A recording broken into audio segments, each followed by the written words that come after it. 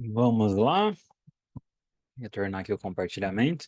Pessoal, não tem dúvidas mesmo sobre o que eu falei até agora? Por favor, não fiquem com receio de perguntar, tá? É bastante informação e para muitos é algo totalmente novo.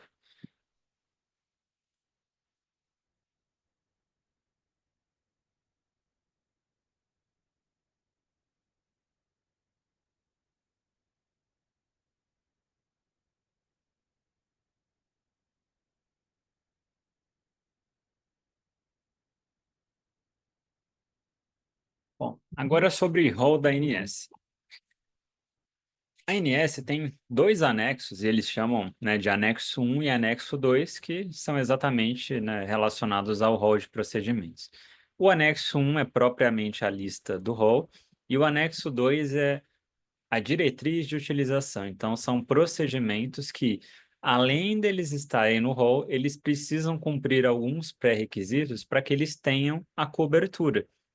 Um exemplo, um paciente que vai fazer, né, a cirurgia bariátrica, uma gastroplastia, ele precisa cumprir alguns pré-requisitos para que isso seja autorizado pelo seu plano de saúde. E aí, na diretriz de utilização, tem tudo que o paciente precisa ter e tudo aquilo que ele não pode ter, porque senão descaracteriza a indicação do procedimento, tá? Então, são os dois principais anexos que a gente utiliza na auditoria. Muito na auditoria prévia, para solicitar autorização e para analisar, e também, né, durante a análise posterior, pensando, por exemplo, um procedimento, né, que foi ali apresentado e que não passou por uma análise técnica, porque isso tudo, durante as fases de auditoria, pode ser contestado.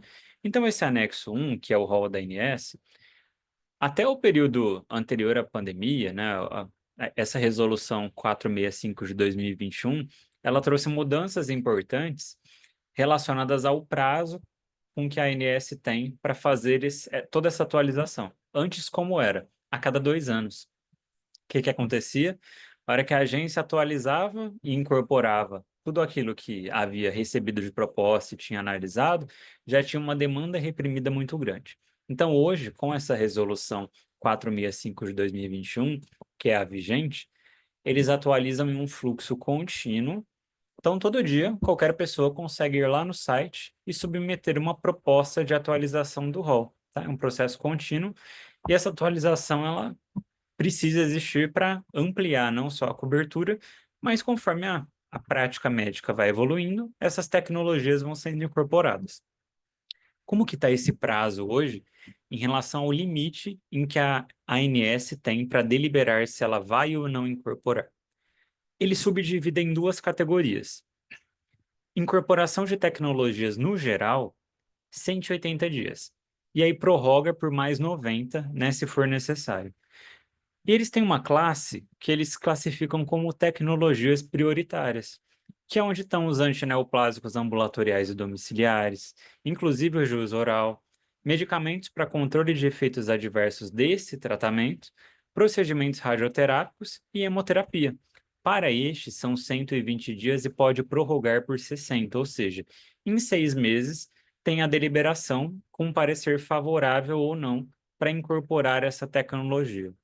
Assim como no SUS, né, ainda a maior parte das incorporações é demandada da indústria. Então, a indústria quer incorporar ali a tecnologia, porque a quantidade de documentações também é muito grande, né? Então, os estudos científicos, e a ANS ela tem uma comissão que faz a avaliação, que é chamada CoSaúde. Então, se vocês digitarem no Google CoSaúde ANS, vocês conseguem analisar as reuniões que ficam gravadas no YouTube, na plataforma, e conseguem verificar tudo aquilo que está tendo demanda de incorporação. Então, eu gosto de entrar não só para conhecer novas tecnologias, mas para me antecipar aquilo que pode aparecer, né, como incorporação. E aí os serviços também precisam, né, analisar, serviços, eu falo prestadores de serviço, para identificar aquilo que está sendo disponibilizado, porque pode ser um serviço que já tenha disponível e que aí ele passa a ter a cobertura obrigatória. A gente teve essa lei muito polêmica lá em 2022, que foi a Lei 14.454, que trouxe a possibilidade de realizar procedimentos que não estão no rol. A gente já discutiu um pouquinho isso hoje cedo, então sempre teve essa confusão se o rol ele é taxativo ou exemplificativo, ou seja, só pode ser realizado aquilo que está no rol ou não. Existe a possibilidade de realizar algum procedimento que não está no rol desde que ele tenha evidência.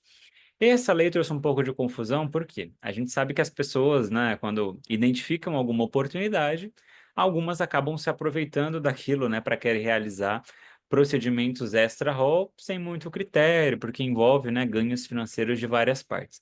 E aí, nessa lei eles trouxeram que poderia sim ser avaliado e prescrito por médico ou odontólogo algo que não está no rol, desde que exista comprovação e eficácia à luz das ciências da saúde baseada em evidência científica. Só que aí não traz o tipo de evidência, então o que aconteceu foi que muitas operadoras começaram a receber assim estudos de caso, né, estudos com baixa, né, pertinência que aí não tinham uma metodologia científica de qualidade ou que exista recomendação de uma comissão de incorporação de tecnologias, tá? Então isso ficou meio confuso e na prática a gente não consegue fazer isso em um modelo, né, de, poxa, eu estou enviando para a operadora somente a solicitação porque o paciente precisa. Não, é aquilo que eu estava discutindo com a colega hoje cedo, né? O médico vai precisar fazer um relatório justificando por que que ele está pedindo aquele tratamento, vai ter que trazer um detalhamento e histórico prévio dos tratamentos anteriores e por que que o que existe no rol não atende. E a operadora vai ter que analisar, né, se ela tem até condições de dar cobertura para aquele tipo, né, de tratamento. E aí tem pacientes que acabam, né, no meio disso, acionando via judicialização e aquela confusão toda, que acaba sendo também um cenário complexo, porque existe, dentro de uma característica de fraude, a judicialização pré-meditada, né? Então tem até esquemas que trabalham com esse tipo de atuação em judicialização. Quando eu trabalhava em corretora, em um município do estado da Bahia, tinha uma clínica, era como se fosse um spa, e aí eles tratavam situações de pacientes que precisavam ter uma perda expressiva de peso.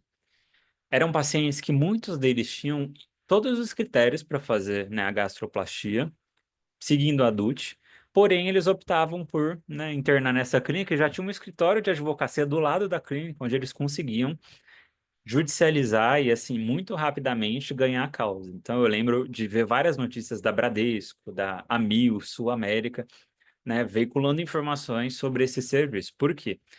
Era um serviço que ofertava ali, né, tratamentos fora do rol, então tinha fisioterapeuta, e a pessoa ficava internada por 6 meses naquele spa. Então, imagina, a pessoa ficava afastada do trabalho, recebia um tratamento ali que muitas vezes, né, eu cheguei a ver uma conta hospitalar, não dava nem para compreender o tipo de tratamento, porque como era tudo extra-rol, tudo aquilo que tinha de material e códigos de procedimentos eram coisas que a gente não tinha nem estudo científico no país, tá? Então eram terapias totalmente alternativas.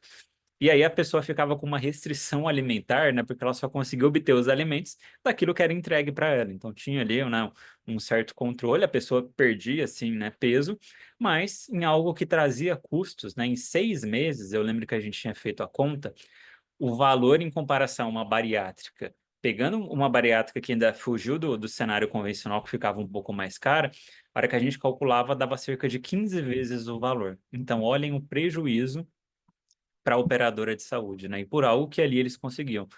Eles tentaram, né, fechar essa clínica, tudo, só que aí tem aquelas questões. Era uma clínica importante para o PIB da cidade, envolvia muitas questões políticas.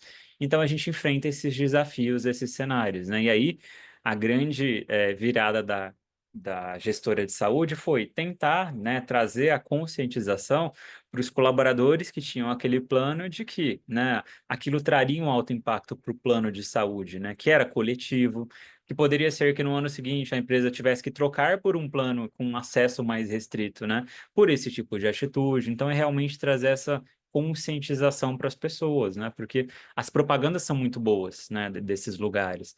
Inclusive de clínicas que envolvem pessoas em sistemas fraudulentos e elas nem sabem. Ah, me empresta aqui tua carteirinha, me dá seu login e senha. A pessoa na inocência vai lá e acha que vai ser tudo pago pelo plano. E quando ela vê, ela está sendo envolvida num sistema de fraude.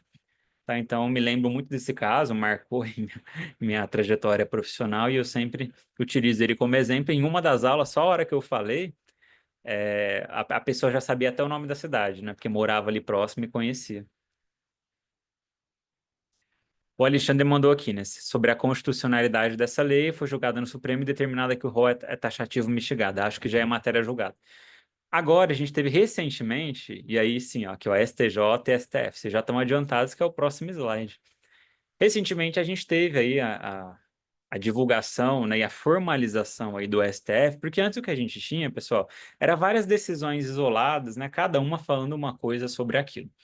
E aí agora sim o STF, né, definiu critérios mais claros para esse tipo de análise, né? Então os planos só devem ser obrigados a cobrir tratamento fora do rol em hipóteses excepcionais quando cumpridos todos esses requisitos. Então, a prescrição pelo médico ou dentista, a inexistência de decisão da ANS já negando aquele tratamento ou de uma análise pendente, né? Ou seja, em trâmite de análise pela agência, a ausência de outro tratamento eficaz adequado, ou seja, alternativa terapêutica já prevista na lista do rol, comprovação científica robusta de que o tratamento funciona e é seguro, e registro do tratamento na Anvisa, né? Então, a gente tem uma agência que faz toda a análise de qualidade e segurança desses tratamentos, né? Então, pensando em medicamentos de alto custo.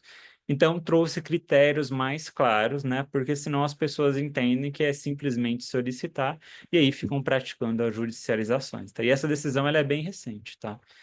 Que foi divulgada pelo STF, então traz todos esses critérios. Via de regra, a gente tem que pensar que 99% dos casos a gente vai conseguir trabalhar com aquilo que está no rol, tá? E que esse é realmente a exceção da exceção e que tem que ser muito bem justificada para que se ofereça o tratamento. Afinal, tudo aquilo que está no rol, os estudos, né, eles estão contemplando grande parte da população, né? Então são tratamentos eficazes, com respaldo e evidência científica, tá? Por isso que não é tão simples conseguir isso daqui. Mas a diretriz de utilização, então, quando são colocados lá na CoSaúde as evidências científicas, muitas delas trazem que aquela tecnologia, aquele tratamento, é efetivo para um perfil específico de paciente. E que se ele foge daquele perfil, daqueles critérios, o tratamento pode não ser efetivo para ele. E aí que entra a diretriz de utilização. Então, tudo aquilo que não tem DUT, ou seja, esse procedimento não tem DUT, Marcelo, basta ter a indicação clínica e a indicação do médico ou dentista. Para todos que têm DUT, ele vai ter que cumprir esses critérios. E aí pode acontecer o que a colega falou hoje cedo, né? Poxa, quem estava ali analisando não se tocou que o procedimento tinha DUT e liberou só com a indicação, né, do médico assistente. Então, a DUT ela também é disponibilizada no site da ANS. Eu vou entrar aqui rapidamente para mostrar, porque isso a gente tem uma aula onde eu ensino só a navegar nessa página, mas só para que vocês tenham ideia dos critérios que estão presentes lá. Então, quem é médico assistente, dentista assistente, que está fazendo a solicitação para os seus pacientes, tem que conhecer esse documento, porque vocês podem estar solicitando um procedimento que ele é negado exatamente por não cumprir as diretrizes de utilização. E para quem é auditor, eu preciso conhecer por quê. Se eu estou no hospital e eu recebo um procedimento que eu já sei que tem DUT, a hora que eu consulto a documentação, se eu vejo que não tem o documento que comprove que o paciente cumpre aqueles pré-requisitos, eu já aciono na hora o médico assistente. Falo, doutor, ó, não vai dar para solicitar porque está faltando. Você sabe que a operadora vai abrir uma solicitação de informação complementar. Se não tiver a documentação, depois eles cancelam a guia e aí aquele prazo de 21 dias se perde. Então, a gente também tem que ter esse conhecimento para não fazer uma solicitação que depois vai ser negada ou vai ser cancelada. E quem está na operadora, exatamente para liberar tudo aquilo que tem pertinência, porque senão, com certeza, alguém da operadora depois vai fazer alguma verificação e analisar que algo foi liberado fora da diretriz. Então, eu deixei o link aqui na parte inferior da tela para vocês. Ele direciona para a página da ANS.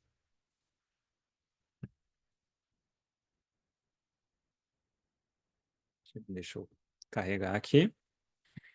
E nessa página já ficam o anexo 1, que é o rol, o anexo 2, que é a diretriz de utilização, e ele traz possibilidades para que vocês consultem também aquilo que está no rol, eles chamam web rol, que é como se fosse um formulário eletrônico onde vocês digitam o nome do procedimento e descobrem se está no rol ou não. Mas só para não demandar muito tempo aqui, né, até porque a gente tem até às 18, só para que vocês conheçam brevemente o documento. Então, esse é o anexo 2, tá? A diretriz de utilização para cobertura de procedimentos na saúde suplementar. Todos os tratamentos, né, então, seguindo as especialidades e o que é solicitado, se vocês clicarem aqui, ó, implante de monitor de eventos, Looper implantável, ele já leva vocês para a página e ele fala, ó, cobertura obrigatória para pacientes com história de, ó, olha os critérios, pelo menos 3 síncopes, perda completa e transitória da consciência e tônus postural de origem determinada nos últimos 2 anos e que não preencham nenhum dos seguintes critérios. Então aqui, o paciente não pode ter esses critérios. Ele não pode ter uma história clínica que indique síncope de origem neuromediada ou causas metabólicas. ECG prévio que apresente achados que justifiquem essa síncope. Então, a gente tem que analisar isso com muita cautela para ter realmente a plena certeza de que o paciente está cumprindo os critérios que são necessários e aqueles que excluem a indicação do procedimento. Isso tem para tudo. Tem alguns que têm, assim, mais de uma página, né? Aqui com os critérios e ainda com acréscimo das referências, né? O que pode acontecer ao longo do tempo é que um procedimento que não tem hoje diretriz de utilização ele pode passar por uma proposta de atualização do rol, porque, de acordo, né, com a prática, identificou-se que aquele procedimento tem indicação para um determinado perfil de paciente. A INS vai lá, atualiza e inclui uma diretriz de utilização para algo que não tinha. Ou ela altera, né? Então, tem critérios que eles mudam, podem ser excluídos ou acrescentados na diretriz já existente, tá? Então, é super importante que vocês leiam isso. Na prática, né, como mesmo hospitais que atendem diversas especialidades, a gente já ganha expertise, já sabe quais que tem ou não, e aquilo que é necessário de pré-requisito para que seja aprovado pela operadora, tá? Então é importante que vocês consultem este documento. Então deixei o link aqui, o anexo 1 é o rol da ANS, deixa eu também mostrar rapidamente para que vocês vejam. Clicou aqui, ele vai abrir um PDF. E tudo que eles vão atualizando, vocês conseguem acessar. É por isso que é importante sempre utilizar o site como fonte de consulta, porque qualquer atualização ela vem descrita aqui, ó. Então, eles vão acrescentando e tem uma que vai se tornar vigente a partir do dia 3 do 11, ó. Eles trazem essas colunas e o que que isso significa? E aqui é importante porque a gente tem o dentistas. Os planos de saúde hoje tem, né, eu mostrei para vocês o plano hospitalar e são comercializados planos odontológicos. Todo e qualquer procedimento, o que que ele já traz aqui no anexo 1? Qual a segmentação de cobertura? Então, olha aqui, ó. Deixa eu pegar um exemplo de um procedimento. Ó, monitorização neurofisiológica. Ele tem cobertura obrigatória no plano hospitalar com obstetrícia, hospitalar sem obstetrícia e referência. E aqui embaixo tem essas siglas. Tem procedimentos odontológicos que eles só vão ter cobertura no plano odontológico. Então é aí que também entra uma confusão quando o profissional dentista pede um procedimento para fazer com o paciente internado em ambiente hospitalar. A gente tem muita confusão com isso, porque alguns eles são preconizados e cobertos, né, para realizar no ambiente hospitalar, e aí é claro que tem situações especiais, né? Então se eu tenho um paciente que eu preciso fazer porque ele tem uma condição de saúde específica, isso também vai ter que ser traduzido e justificado para o operador. Então sempre observem essas segmentações porque, né, os procedimentos eles têm indicação conforme categoria e se tem diretriz de utilização, é só vocês clicarem aqui que ele já vai abrir lá no anexo 2 para vocês. Então, no anexo 1 é legal porque eu já consigo ver o que está no rol e o que tem diretriz de utilização, tá? Então, é uma dupla consulta e vocês conseguem verificar. Geralmente, tudo aquilo que precisa de autorização cirurgia e procedimento de alta complexidade. Então, o que é procedimento de alta complexidade? Ele vem marcado aqui com essa sigla, ó, PAC, tá? E aí vocês conseguem identificar, poxa, terapia antineoplásica oral, ó, precisa de autorização prévia porque é um procedimento de alta complexidade. Não, é uma cirurgia, mas ele é classificado, né? É um alto custo. Então, já dá para constar várias coisas aqui. Depois analisem e consultem para que vocês já criem nessa rotina e analisando também tudo aquilo que é incorporado, né? E identificando principalmente o que a agência tem incorporado, com certeza esses últimos devem ser da área de oncologia, que é o que a gente tem bastante. Já mandaram um link, né? Aqui o Alexandre mandou aqui algo que eu vou discutir também no próximo slide. Se o prazo não caiu agora para 10 dias para alguns procedimentos. Já vou te explicar sobre isso, que é a resolução 623 de 2024. O Aldir mandou: a operadora é obrigada a custear os OPMEs indicados pelos médicos, mesmo que haja um similar de menor custo, mesmo que o procedimento tenha elegibilidade e pertinência? Vamos lá, Aldir. Essa discussão era mais para frente, mas eu vou adiantar para vocês. Existem diversos tipos de possibilidades de contratualização de insumos com a operadora. Então, vou te dar um exemplo. Aqui no Einstein, a gente trabalha com tabela própria. O que que é isso? Meu time comercial aqui, ele pega uma lista de fornecedores, que a gente chama de fornecedores homologados, que são aqueles que eu confio, aqueles que eu sei que me entregam material de qualidade.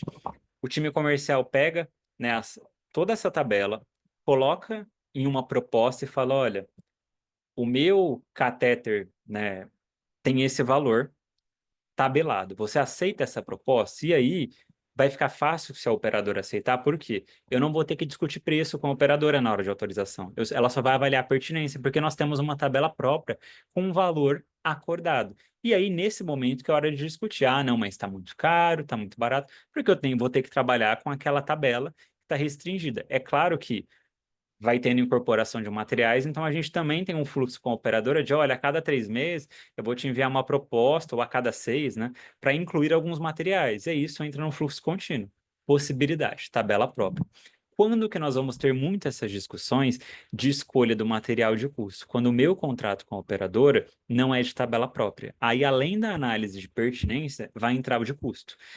Eu vi que tem alguém aqui que trabalha, né, com a parte de dor. Então, aqueles procedimentos onde a gente usa as cânulas, né, para fazer ali aquelas infiltrações. Tem cânulas de R$ 1.000 e tem cânulas de 25.000, que em teoria não tem, né? Olhando os estudos, olhando as orientações do fabricante, não tem uma diferença que me fale, olha, não, a de 25.000 é melhor. Mas a gente tem hoje, né, no mercado, vários profissionais que pedem essa de 25. E ele vai ter que justificar o porquê. A regra convencional é que geralmente, quando o acordo é ou nota fiscal mais margem, ou uma tabela de mercado, as operadoras sempre acabam solicitando ali que os hospitais enviem os famosos 3 orçamentos, né? Ali com os valores para avaliar, e geralmente ela, pensando em custo, vai liberar aquele que é o menor. Quando que a operadora, né, pode liberar para o médico aquilo que ele está pedindo? Se ele tiver realmente, né, uma comprovação de que aquele material ele é mais caro, mas ele é muito melhor em relação ao outro que tem um menor custo. Quando ele teve uma péssima experiência com outros materiais, então eu tenho só 3 fornecedores para esse material. Todas as vezes que eu utilizei aqueles dois, o paciente teve que retornar ao serviço, ele teve complicação, o material não é de qualidade. Então, fico restrito a uma marca. Nessas situações, a operadora tem que avaliar e entender aquilo que é melhor para o paciente. Mas as maiores discussões são essas, tá, Gil? É exatamente no material que é solicitado e naquele que a operadora está liberando. Porque tem profissionais que não têm nem prática com aquele tipo de material que está sendo liberado pela operadora, né? E ele não vai conseguir prosseguir. Aí pode ter a junta médica também, tá? Para discutir aí a pertinência do material solicitado. Fica a critério do médico assistente do dentista explicar qual material que ele precisa e as características, o tamanho, a matéria-prima. E aí essa discussão ela entra muito num critério de preço, pensando naquilo, né, que de fato está entregando para o paciente o que ele precisa no procedimento e que meramente se torna uma discussão de preço, tá? Mas realmente, quando não é tabela própria, a gente tem muito esse impasse. Por isso que é importante ter ali os materiais e os fornecedores já, né, meio tabelados para pelo menos não ter uma grande variação desses itens. E o mercado de OPME é um dos que a gente mais tem problemas com fraudes, né? Então, mais para frente eu trago para vocês alguns exemplos. Em casos de taxa, existe algum documento pela ANS que prevê a cobrança das taxas? As taxas, Denise, elas também ficam conforme acordo contratual. Lá na parte a hora que a gente pega o padrão TIS, vai verificar a codificação TUS, vamos ter também uma aula sobre isso. As taxas, elas têm uma codificação TUS, então elas podem, né, ser cobradas desde que previamente contratualizadas. Qual que é a dica que eu dou para você e que imagino que deva acontecer para você ter feito essa pergunta? Em muitos contratos não tem critérios claros para em qual situação eu posso cobrar aquela taxa. Ah, eu tenho uma taxa de aplicação de injeção. Quando que eu posso cobrar? Toda vez que eu aplico uma medicação? Uma vez por dia? Uma vez por período na conta? Como que funciona isso? Então eu preciso ter essas regras de cobrança claras e descritas no contrato para evitar confusão. Igual eu estava comentando do pacote, né? Então, o que está incluso e o que está excluso no pacote? Se não tem nada descrito, o auditor da operadora vai falar assim: ah, eu vou te pagar essa taxa uma vez por dia, porque não tem descrição de qual que é a regra, né? Então, o contrato ficou com essa informação ausente. Aí vocês vão entrar no embate, tá? Então, não tem nenhuma restrição em relação à cobrança de taxas, desde que isso esteja acordado, né, em contrato entre operador e prestador, com os critérios de cobrança, tá? E aí, obviamente, vai ter a codificação TUS para tramitar essa informação. Exato. Dificilmente eu vejo isso claro em contrato e bem com critérios bem estabelecidos. Aí sempre dá confusão, tá? Na hora de discutir conta, porque taxa é algo que, dependendo do formato de cobrança, agrega muito valor, tá? E aí, quem trabalha com produtos no hospital também precisa entender se aquela taxa faz parte de alguma composição e se ela deve ou não ser cobrada. Inclusive, eu posso ter taxa precificada, mas que lá no centro cirúrgico ela vai ser inclusa na taxa de sala, né? Então, isso precisa estar descrito para não causar essa confusão. Bacana as dúvidas de vocês.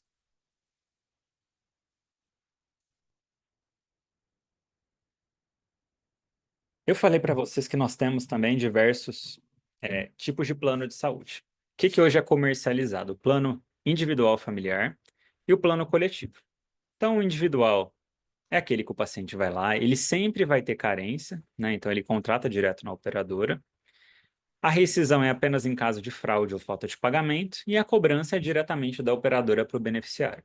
Aí eu vou ter o plano coletivo, que é aquele por adesão, que a pessoa precisa ter algum vínculo com uma associação ou sindicato profissional. Geralmente ele tem carência, exceto para quem ingressa no plano de saúde em até 30 dias da celebração do contrato, ou seja, né, assinou ali o contrato em 30 dias, entrou um beneficiário. Aí ele geralmente tem a isenção dessa carência. A cobertura, rol da ANS, cobrança, geralmente a pessoa jurídica, né, uma Qualicorp aqui que eu dei como exemplo, que é que tem sempre uma administradora envolvida que vai fazer essa cobrança. E a previsão de rescisão em contrato somente válida para o contrato como um todo, ou seja, não posso fazer seleção de risco, não posso fazer uma previsão de rescisão em contrato só para aquele que me traz mais gastos, o nome disso é seleção de risco, e isso é proibido. Agora, no plano coletivo empresarial, que exige o vínculo aí com o trabalhista, se ele tiver 30 ou mais vidas, não tem carência e também não tem a cobertura parcial temporária para doenças ou lesões pré-existentes. Por quê? Entende-se que a partir de 30 vidas, a quantidade de pessoas já dilui o risco. E aí fica mais fácil para as operadoras, né, proporcionar essa isenção de carência. Então, tendo ali 30 ou mais vidas, esse contrato ele é isento de carência. Por isso que quem tem plano de saúde vinculado à empresa em que trabalha, empresas maiores, geralmente não tem nenhuma carência e nem cobertura parcial temporária relacionada a alguma doença ou lesão pré-existente. Tá? Então, o plano coletivo, essa quantidade de vidas traz essa vantagem, tá? E aí a pessoa já consegue utilizar, né, logo após fazer a contratação ali junto à sua empresa. Então, individual, coletivo por adesão e empresarial. Como que estão esses números hoje que a ANS também divulga e que eu deixei o link aqui para vocês? Deixa eu só ver a pergunta. Tem planos hoje em dia que modificam só para internação. Aí também é um dos motivos que exigem mais do SUS especialidades. Só para pontuar.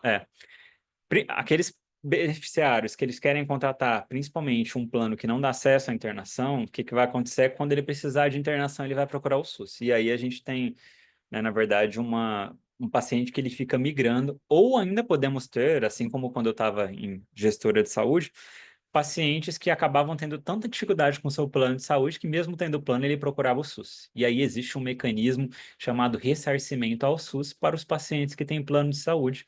E mais ao final da aula eu conto para vocês como que isso funciona.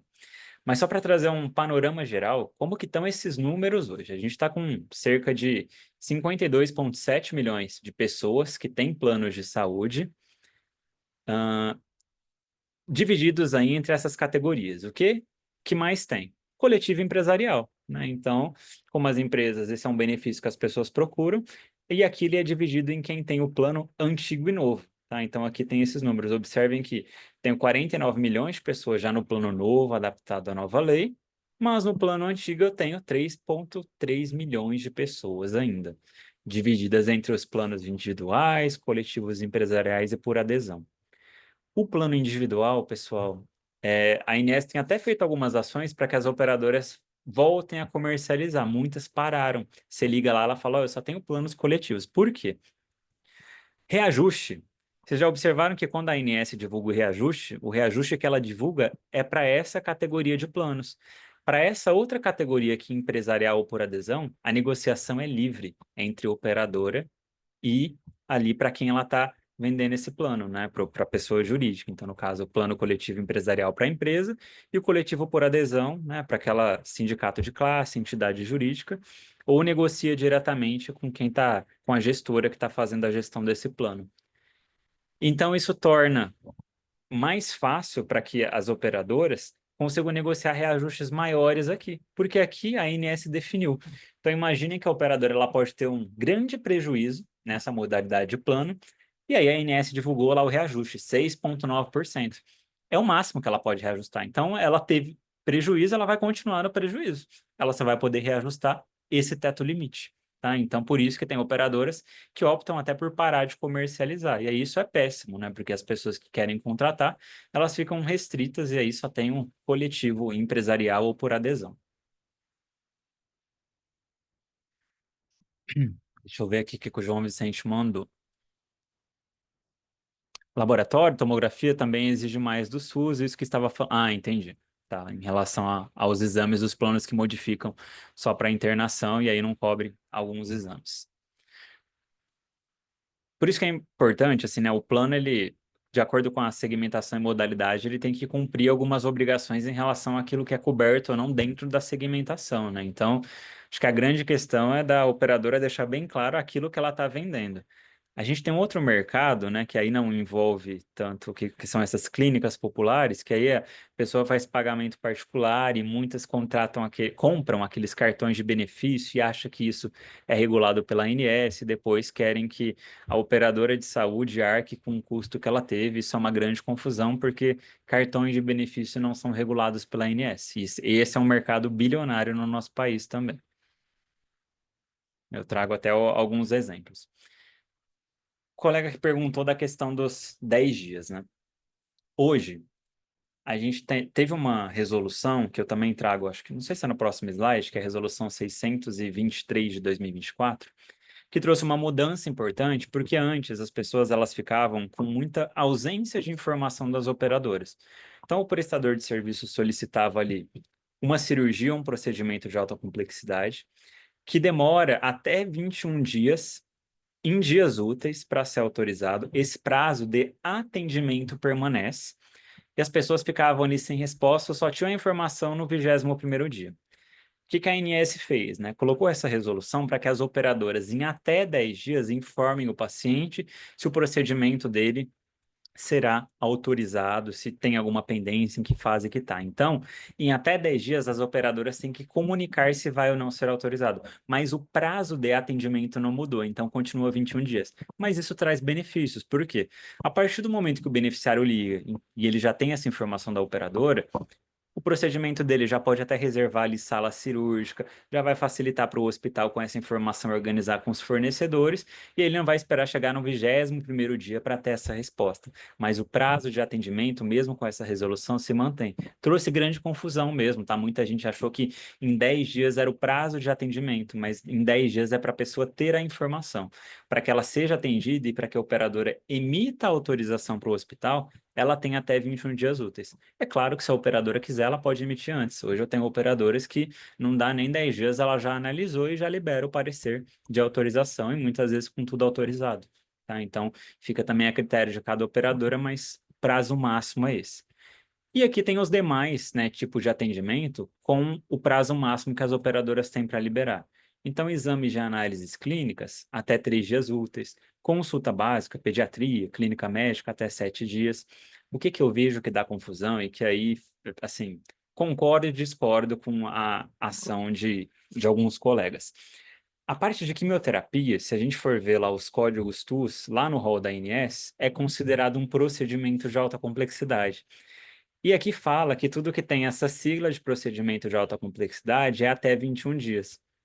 E a confusão é, Demais serviços de diagnóstico e terapia em regime ambulatorial é até 10 dias. Então, muitas pessoas questionam, poxa, então não é 21 dias, é 10. E, de fato, hoje, né, a gente vê muitas operadoras colocando, né, os tratamentos oncológicos em uma fila de espera menor, porque a gente sabe da importância que isso tem para o paciente. E aí eu também, né, gosto de trabalhar com esse prazo de 10 dias e entendo que ele é um prazo, né, super aceitável. Mas se a gente for pegar na regra, né, e ver que ali no código, né, da sessão de quimioterapia é considerado um procedimento de alta complexidade.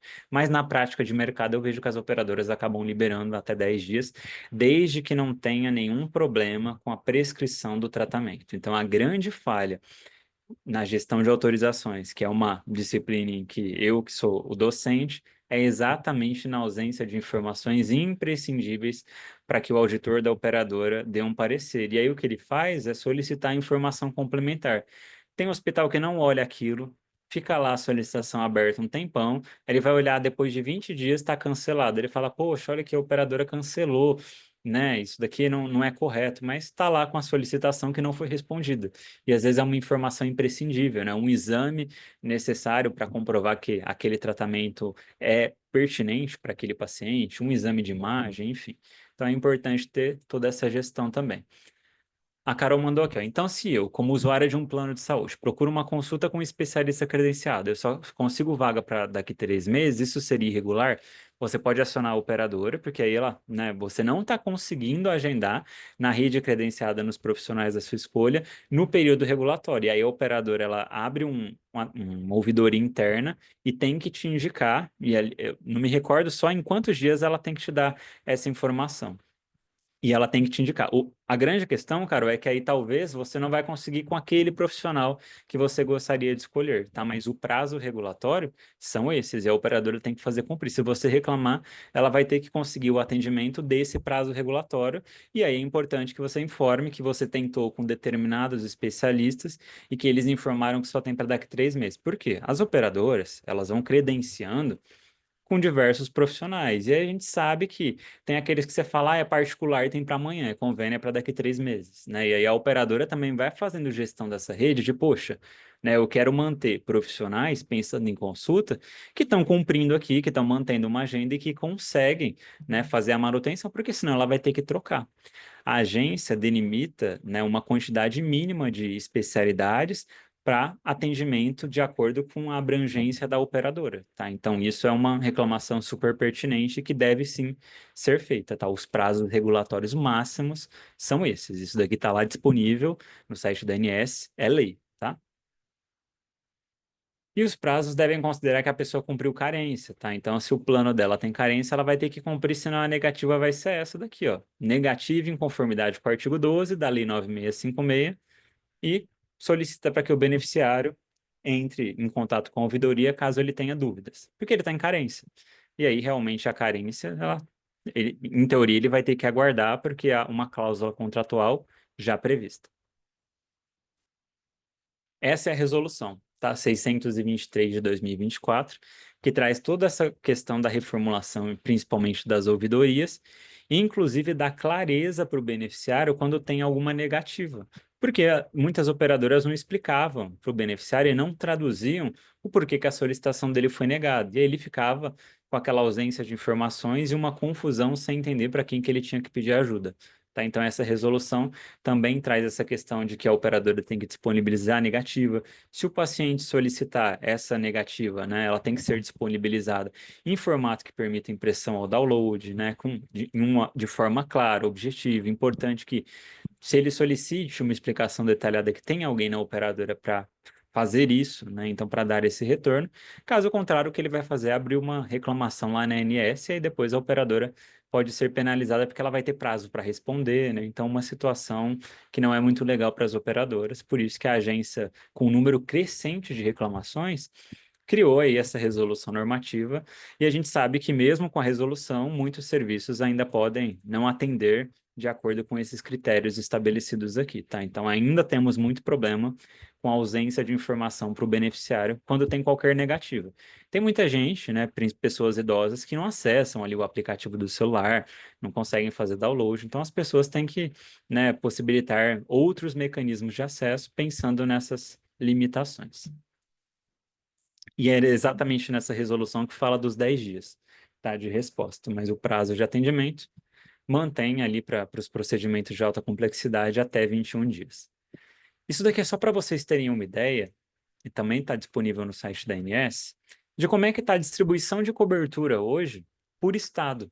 Então, eu tenho estados que têm mais de 30% de cobertura em relação à população residente que tem plano de saúde, ó. São Paulo, aqui Rio de Janeiro, Espírito Santo. Agora eu tenho outros, ó, aqui que tem até 5% ou de 5 a 10. Isso traz uma realidade importante, né? Por quê?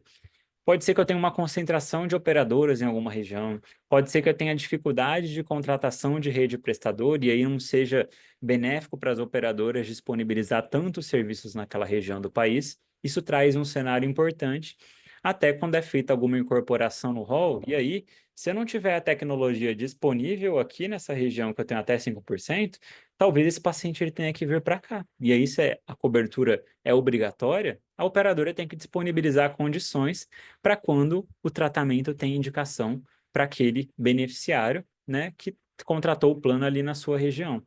Então, né, a gente pode ter aí alguma insuficiência de rede que demande esse acionamento da operadora. Então, a distribuição é bem desigual, né, no nível de cobertura no nosso país.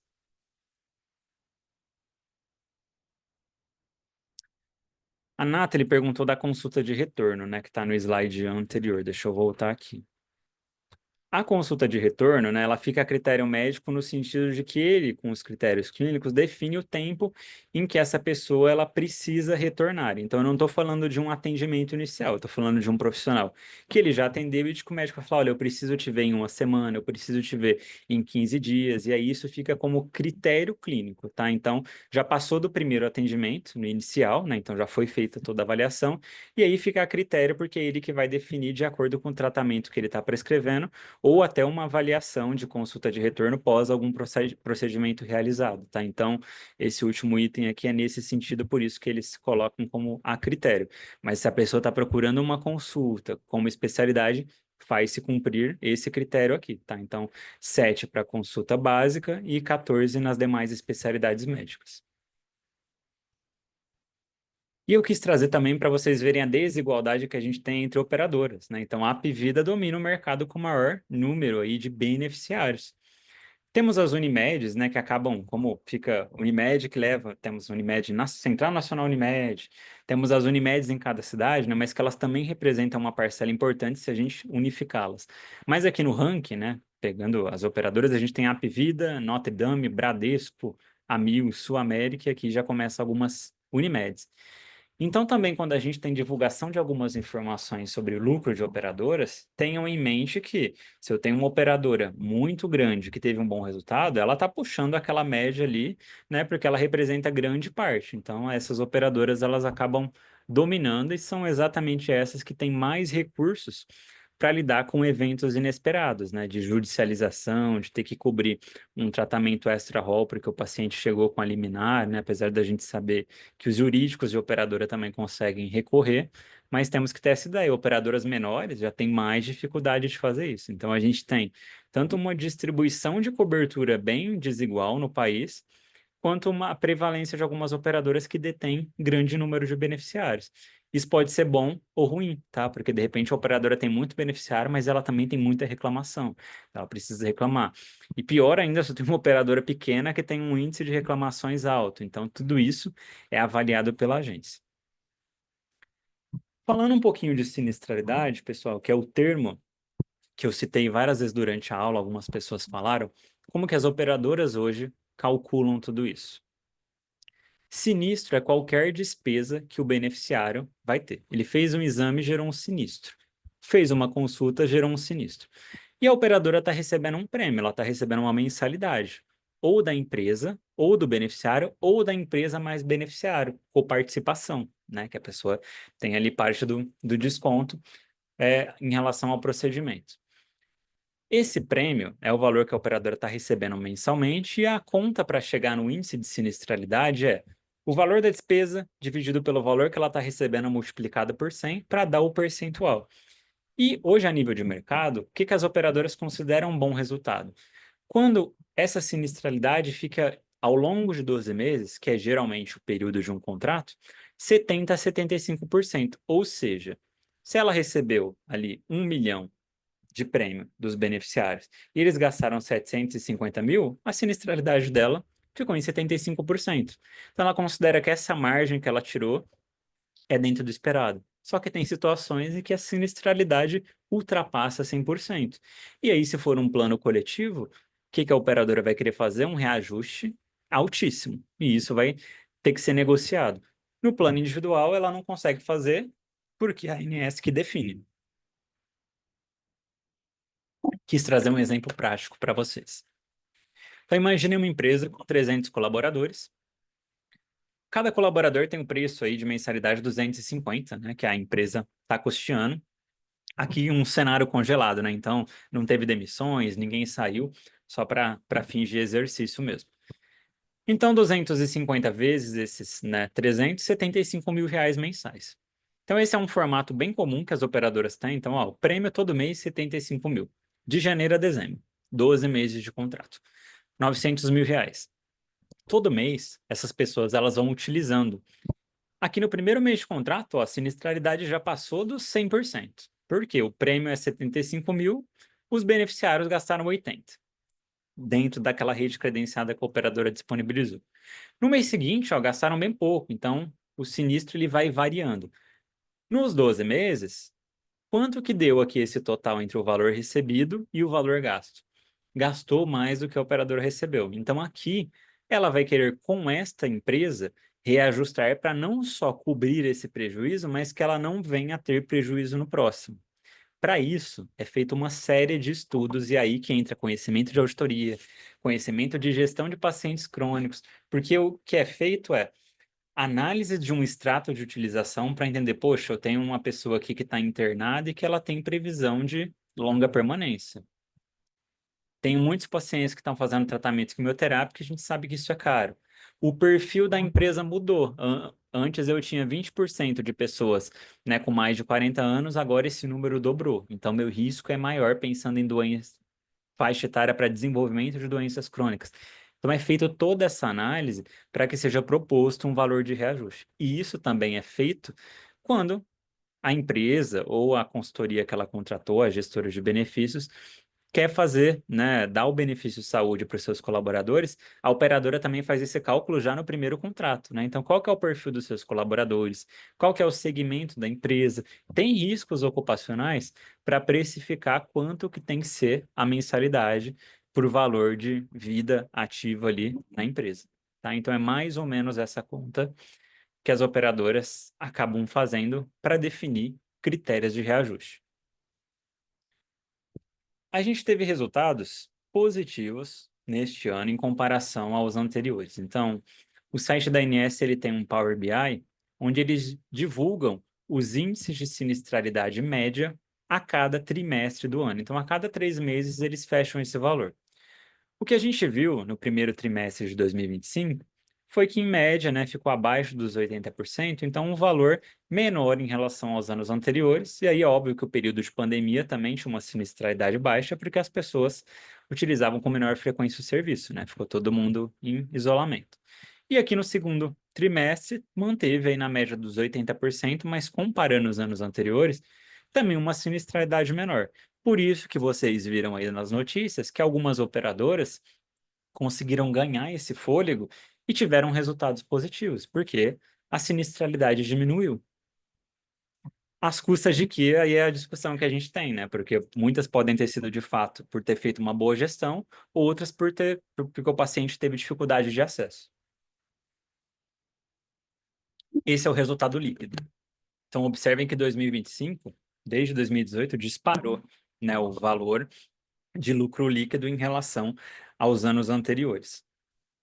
Resultado positivo para as operadoras, como eu disse, o objetivo nessa pós-graduação não é ficar do lado de operadora, de prestadora, a gente discute a auditoria. Então, aqui eu acho importante esse resultado positivo, porque dá um fôlego para as operadoras, e o que a gente quer é ter mais, cada vez mais operadoras, porque a operadora é a porta de entrada desse beneficiário para a saúde suplementar. Precisa ter alguém comercializando um plano e dando acesso a uma rede prestadora de serviços. questionamentos que a gente tem relacionados a esse lucro, né? Isso daqui são alguns apontamentos que estão lá disponíveis na ANAP, que é a Associação Nacional dos Hospitais Privados. Tem grandes hospitais. E aí o que observou-se é que existe um lucro concentrado em grandes operadoras, então óbvio que se eu tenho ali uma Apvida que teve lucro, ela puxa esse resultado. E as operadoras menores, né? Será que conseguiram ter esse lucro? Cenário importante de reajustes e glosas. Então, também tivemos reajustes muito altos nesses planos coletivos e podemos ter glosas, até glosas lineares, que é aquela glosa que é considerada, né, pela ANS como totalmente inadequada, que é uma glosa sem análise, onde todo mês é aplicado de forma linear um percentual para atrasar o pagamento. E aí, para esperar o prestador recursar aquela glosa e receber posteriormente, ir ali gerando caixa. Incerteza da judicialização, ou seja, pode ser que esteja comemorando agora, mas que chegue um monte de judicialização e traga um rombo financeiro. E a Abrange identificou que de 2011 a 2024, o número de operadoras caiu 36%. Então, eu já estou com menos operadoras avaliando essa linha histórica do tempo, né? Então, estão se mantendo no mercado realmente aquelas maiores que conseguem diluir esses custos. E a distribuição não é igualitária, né? Porque lembra que eu falei para vocês que o importante é ter um mecanismo ganha-ganha, tem espaço para todo mundo ganhar. E não a operadora ganhando e o hospital ficando no prejuízo, ou quem está ali fornecendo materiais, ou a indústria farmacêutica, enfim. Tem espaço para todo mundo ganhar, né? Então é também importante que tenha uma distribuição mais igualitária. Então é isso que eu tenho visto nas publicações. E aí aqui eu quis trazer esse observatório da ANAP. Eles fazem essa publicação anual e eles trouxeram exatamente aqueles itens, né? Então, nos indicadores gerenciais, eles observaram que o índice de recebimento gerencial, que ele mede a proporção do valor em que deveria ter sido recebido pelas operadoras, né? Então, o quanto realmente foi recebido, ele passou de 91% para 88%, então diminuiu. E a inadimplência das operadoras de plano, ou seja, operadora que ficou sem pagar ali, que representa o quantos valores em aberto, né, sobre o faturamento médio das instituições, ele também aumentou. Então, eu tenho mais inadimplência financeira das operadoras. Então, observem que tudo isso culmina com aquele resultado positivo. É claro que a gente não está falando de todas as operadoras, mas temos que analisar esses números, né, para entender como é que chegou naquele resultado, porque pode ser que chegou naquele resultado à base de reclamação e não cobertura, em glosa dos prestadores, né? Então, essa publicação ela traz, né, o aumento do número de glosas, o índice de recebimento e a inadimplência aumentando. E recentemente, agora em setembro, né? Esse daqui está fresquinho, essa sétima edição, aí esse eles divulgam com mais frequência, trazendo que o prazo médio de recebimento dos hospitais também aumentou, olha aqui, para 79, né? Então, o prazo com que os hospitais estão recebendo está demorando mais. E a glosa inicial das operadoras também aumentou, então esse índice está maior. Consequentemente, eu estou querendo dizer que eu tenho prestador de serviço prestando assistência e tendo mais glosa no pagamento das suas contas hospitalares, está recebendo menos. Então, são informações importantes para a gente discutir. E na temática de reajuste de planos, deixa eu só ver o que tem aqui no chat. Isso, Maria Eduarda, perfeito, seu raciocínio. Quanto menor a sinistralidade, maior o ganho da operadora. É isso mesmo. Então, se eu tenho uma sinistralidade baixa, significa que a operadora conseguiu controlar os gastos e quanto maior ela é, passou dos 80%, a operadora já começa a entender que não é um resultado tão positivo, porque a margem que ela está tirando é menor. Então, por isso que a nível de mercado, o que a gente chama de break-even, ponto de equilíbrio, é manter uma sinistralidade entre 70% e 75%, na verdade até chegando ali no 80%, ok. Pior cenário é quanto mais se aproximar dos 100%, pior. Porque aí pode ter situações em que a operadora não ganha nada, ficou ali na casa dos 100%, e situações em que ela perdeu mais dinheiro do que ela recebeu de mensalidades dos beneficiários. A Aldir colocou, se nesse resultado desconta-se o fundo de solvência e imposto da INS. Eu não sei se nesse indicador específico, Aldir, se eles descontam esse, porque a hora que eles organizam, né, esses indicadores, cada um deles traz um tipo de análise gerencial diferente. Então, nesse eu não tenho certeza, tá? Porque aí eles trazem resultado absoluto, a hora eles fazem uma divulgação mais segmentada. Esse em específico que eu mostrei da ANAP, tá lembrando que a ANAP é uma Associação Nacional de Hospitais Privados, são dos hospitais associados da ANAP, tá? Então, não são de todos os hospitais do Brasil. Então, aqui também é um recorte, né, de uma amostra desses hospitais que são associados. E aí eu realmente não sei se nesse indicador, se ele tem aí já esse desconto do fundo de solvência imposto pela ANS. A Denise mandou que tem planos que são de autogestão, geralmente fazem as regras deles. Sim, a hora que a gente tratar de modalidade de operador em uma das disciplinas, a gente fala que temos cooperativas, temos seguradoras, temos autogestão, né, como exemplo aí de operadoras que fazem a própria gestão do plano e que é para um segmento específico, então elas não comercializam para o público, né? A Cassi não comercializa o plano dela para o público em geral, então ela tem uma segmentação específica que é ali para, né, para aquelas pessoas que mantêm um vínculo. Então a gente traz essa diferença, sim, nas diferentes operadoras, tá? Sobre os reajustes, pessoal, eu falei para vocês. O plano individual familiar, quem define a ANS. Todo ano eles publicam e aí as operadoras podem aplicar o reajuste conforme, né, o período de contratação para todos os beneficiários desse plano. Coletivo empresarial ou coletivo por adesão, negociado com base naquela sinistralidade, geralmente é o índice financeiro utilizado, entre pessoa jurídica e operadora de saúde. Quando o plano coletivo tem um número menor do que 30 vidas, essas operadoras elas têm que pegar todos esses contratos que ela tem, com até 29 vidas, e publicar um reajuste único e deixar de forma transparente no seu portal como que ela fez a conta para chegar naquele cálculo, tá? Então, é um reajuste para todos esses contratos menores em um percentual único, tá? Essa é a diferença para contratos com menos de 30 vidas. O com mais de 30 segue essa livre negociação e muitas vezes é difícil porque a operadora sempre vai querer reajustar quando ela tem prejuízo. De verdade, as operadoras elas querem, né, muitas vezes, mesmo quando elas não têm prejuízo, elas querem calcular o risco para não ter o prejuízo no ano seguinte. Então, às vezes, a sinistralidade está lá na casa de 60%, a operadora está propondo reajuste.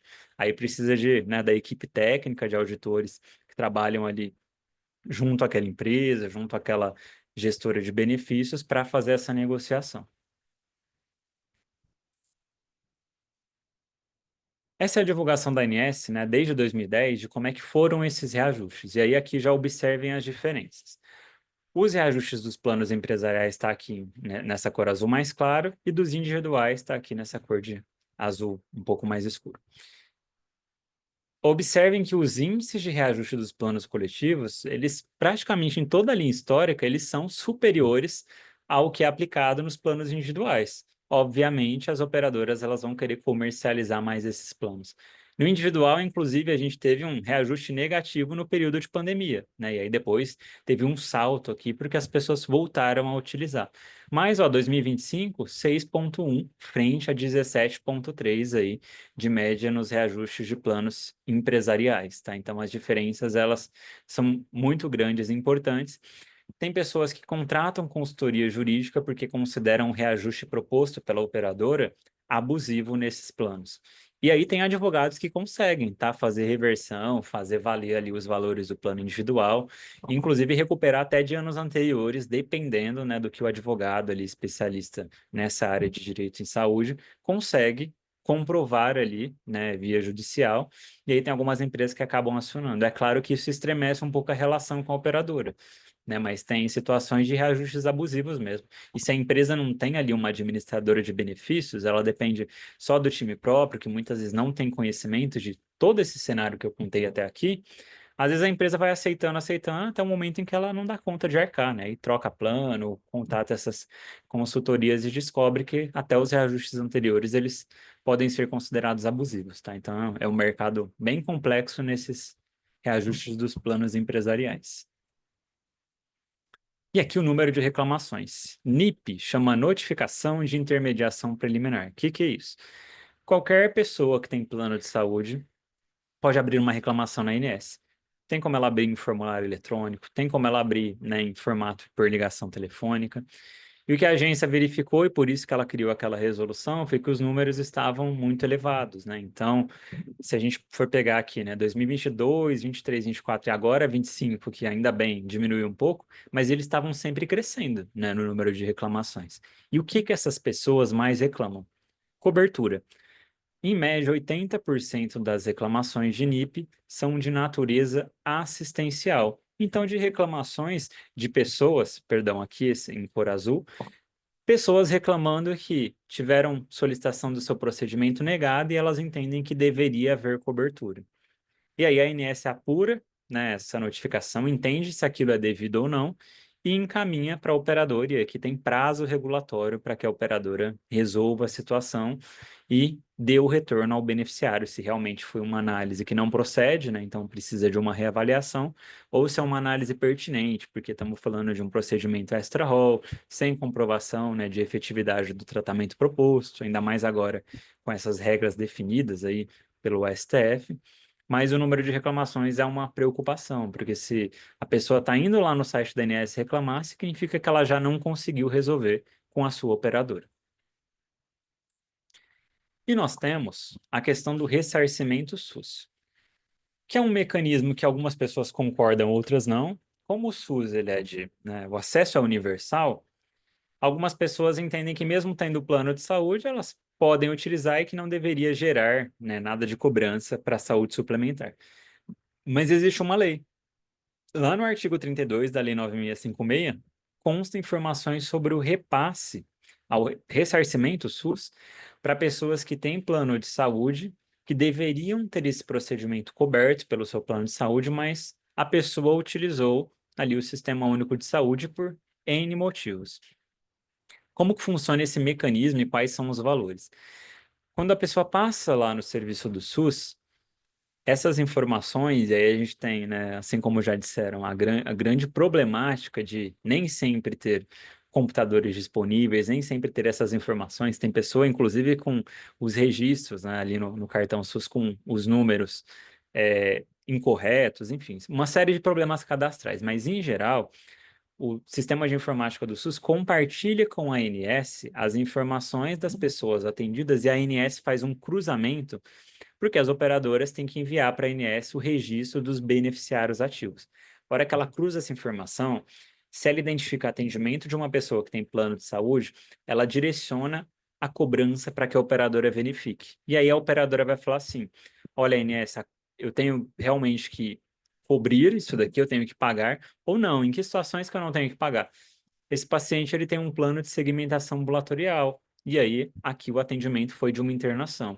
Ou este procedimento não está contemplado no rol, ou esse paciente tem alguma restrição no seu contrato, está em carência, está em cobertura parcial temporária.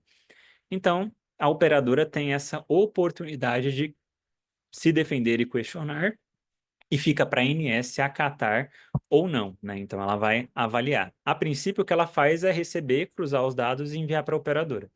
Estes são os números de ressarcimento ao SUS, tá? Então, aqui está em milhões. Em 2019, esse número chegou a 1,5 bilhões. E em 2024, a gente está falando de 564 milhões. E até março de 2025, aqui, o valor de 210, tá? Então, esses números, eles também são divulgados do ressarcimento SUS. Quais são os valores? Tabela SIGTAP vezes 1,5%. Aonde está isso? Existe lá na norma, né, descrito na lei, que o índice de ressarcimento ao SUS é o índice de valoração da tabela vezes 1,5%, tá? Então, comparando aquilo que a operadora teria que cobrir na sua rede prestadora de serviços, é um número muito menor do que ela arcaria na sua rede credenciada, tá? Então, mas mesmo assim, observem o número. E aí a agência também faz isso como uma forma das operadoras melhorarem o seu atendimento aos beneficiários, né? Então, por que que teu beneficiário está procurando o SUS se ele tem plano de saúde, né? Fica o questionamento. Foi alguma situação que fugiu da regra ou não? Ele realmente não está conseguindo ser atendido e ele procurou o serviço público. Então, também é uma forma de que para as operadoras terem essa corresponsabilidade. Apesar dos números de ressarcimento, tem críticas relacionadas ao quanto de fato é recebido. Se a operadora, né, for a decisão da ANS for que a operadora tem que pagar e a operadora não realizar esse pagamento ali no prazo estipulado, ela tem encaminhamento de inscrição para a dívida ativa, passível até de recolhimento judicial, tá? Mas só para vocês terem ideia, né, esse estudo do Banco Mundial mostra que em 2020 esse número, né, de não pagamentos chegou a 348 milhões. Então, mesmo as operadoras com inscrição de dívida ativa, tem algumas que não realizam esse pagamento ou que realizam depois fora do cronograma estabelecido. Vi que tem algumas dúvidas aqui, né? Perguntaram como funcionam as coparticipações dos planos de saúde. Tem um slide que eu vou explicar sobre, mas a coparticipação ela tem que ser definida em contrato. O que a gente não tinha tanta clareza antes era em relação a limites máximos, né? Então, ultrapassando 30%, né, já se entende-se que é um valor um pouco abusivo, mas a gente tinha essas situações. Então, a ANS também tentou propor algumas mudanças para controlar aquilo que era passível de coparticipação e os percentuais limites e aqueles procedimentos que podem ou não incidir a coparticipação, tá? Mas geralmente a pessoa vai, então você tem coparticipação em consulta, né? O que vai acontecer é que parte é custeada pelo plano e aí aquela coparticipação vem em sua fatura e isso precisa estar definido quais procedimentos e qual o percentual aplicado. O Jefferson perguntou como que ocorre a cobrança do SUS em caso de beneficiário ter dois planos. Com certeza, né, nessa situação, os dois planos devem ser notificados. Eu só não sei se a agência define como que funciona, se o pagamento é fracionado, tá, Jefferson? Eu posso buscar essa informação porque a gente tem situações de pessoas que têm dois planos, né? Geralmente uma ela é titular e o outro ela tá como dependente, tá? E aí eu posso para vocês lá no fórum. Eu nunca tinha refletido sobre isso, se tem algum tipo de fracionamento, porque quando a agência cruza o registro daquele paciente que foi atendido no SUS, ela vai identificar ali de fato que ele tem dois planos de saúde. Imagino eu que ela vai notificar os dois, mas se os dois pagarem, vai classificar como, né, pagamento duplicado, né, de duas fontes para o mesmo procedimento. Vou buscar saber e aí eu posto lá no fórum para vocês, tá? Pode deixar. A Ananda perguntou: partindo dessa ideia de ressarcimento, eu, enquanto reguladora, posso negar uma solicitação de um usuário que solicita, por exemplo, risco cirúrgico e demais exames pré-operatórios para uma pessoa que declara cirurgia via plano de saúde? Deixa eu ver se eu entendi, Ananda, aí você só me fala se é isso. Então, você, como reguladora, negou ali uma solicitação, né, de uma pessoa para risco cirúrgico, exames, e aí essa pessoa vai lá no SUS, realiza esses exames, e aí a ANS manda lá para a operadora a solicitação, né, de ressarcimento.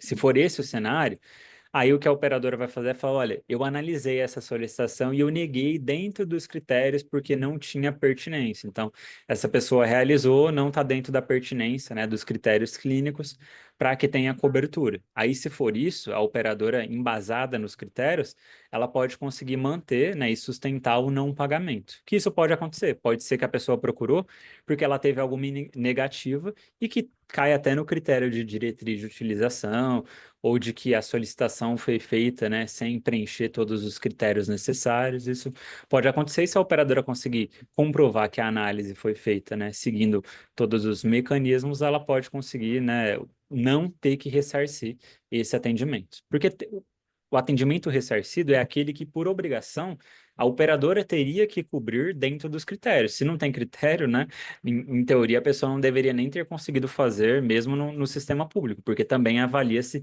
critério e pertinência daquilo que está sendo solicitado. O Sabe o que Alexandre colocou aqui, acontece, Marcelo? É, pode licença, falar. desculpa.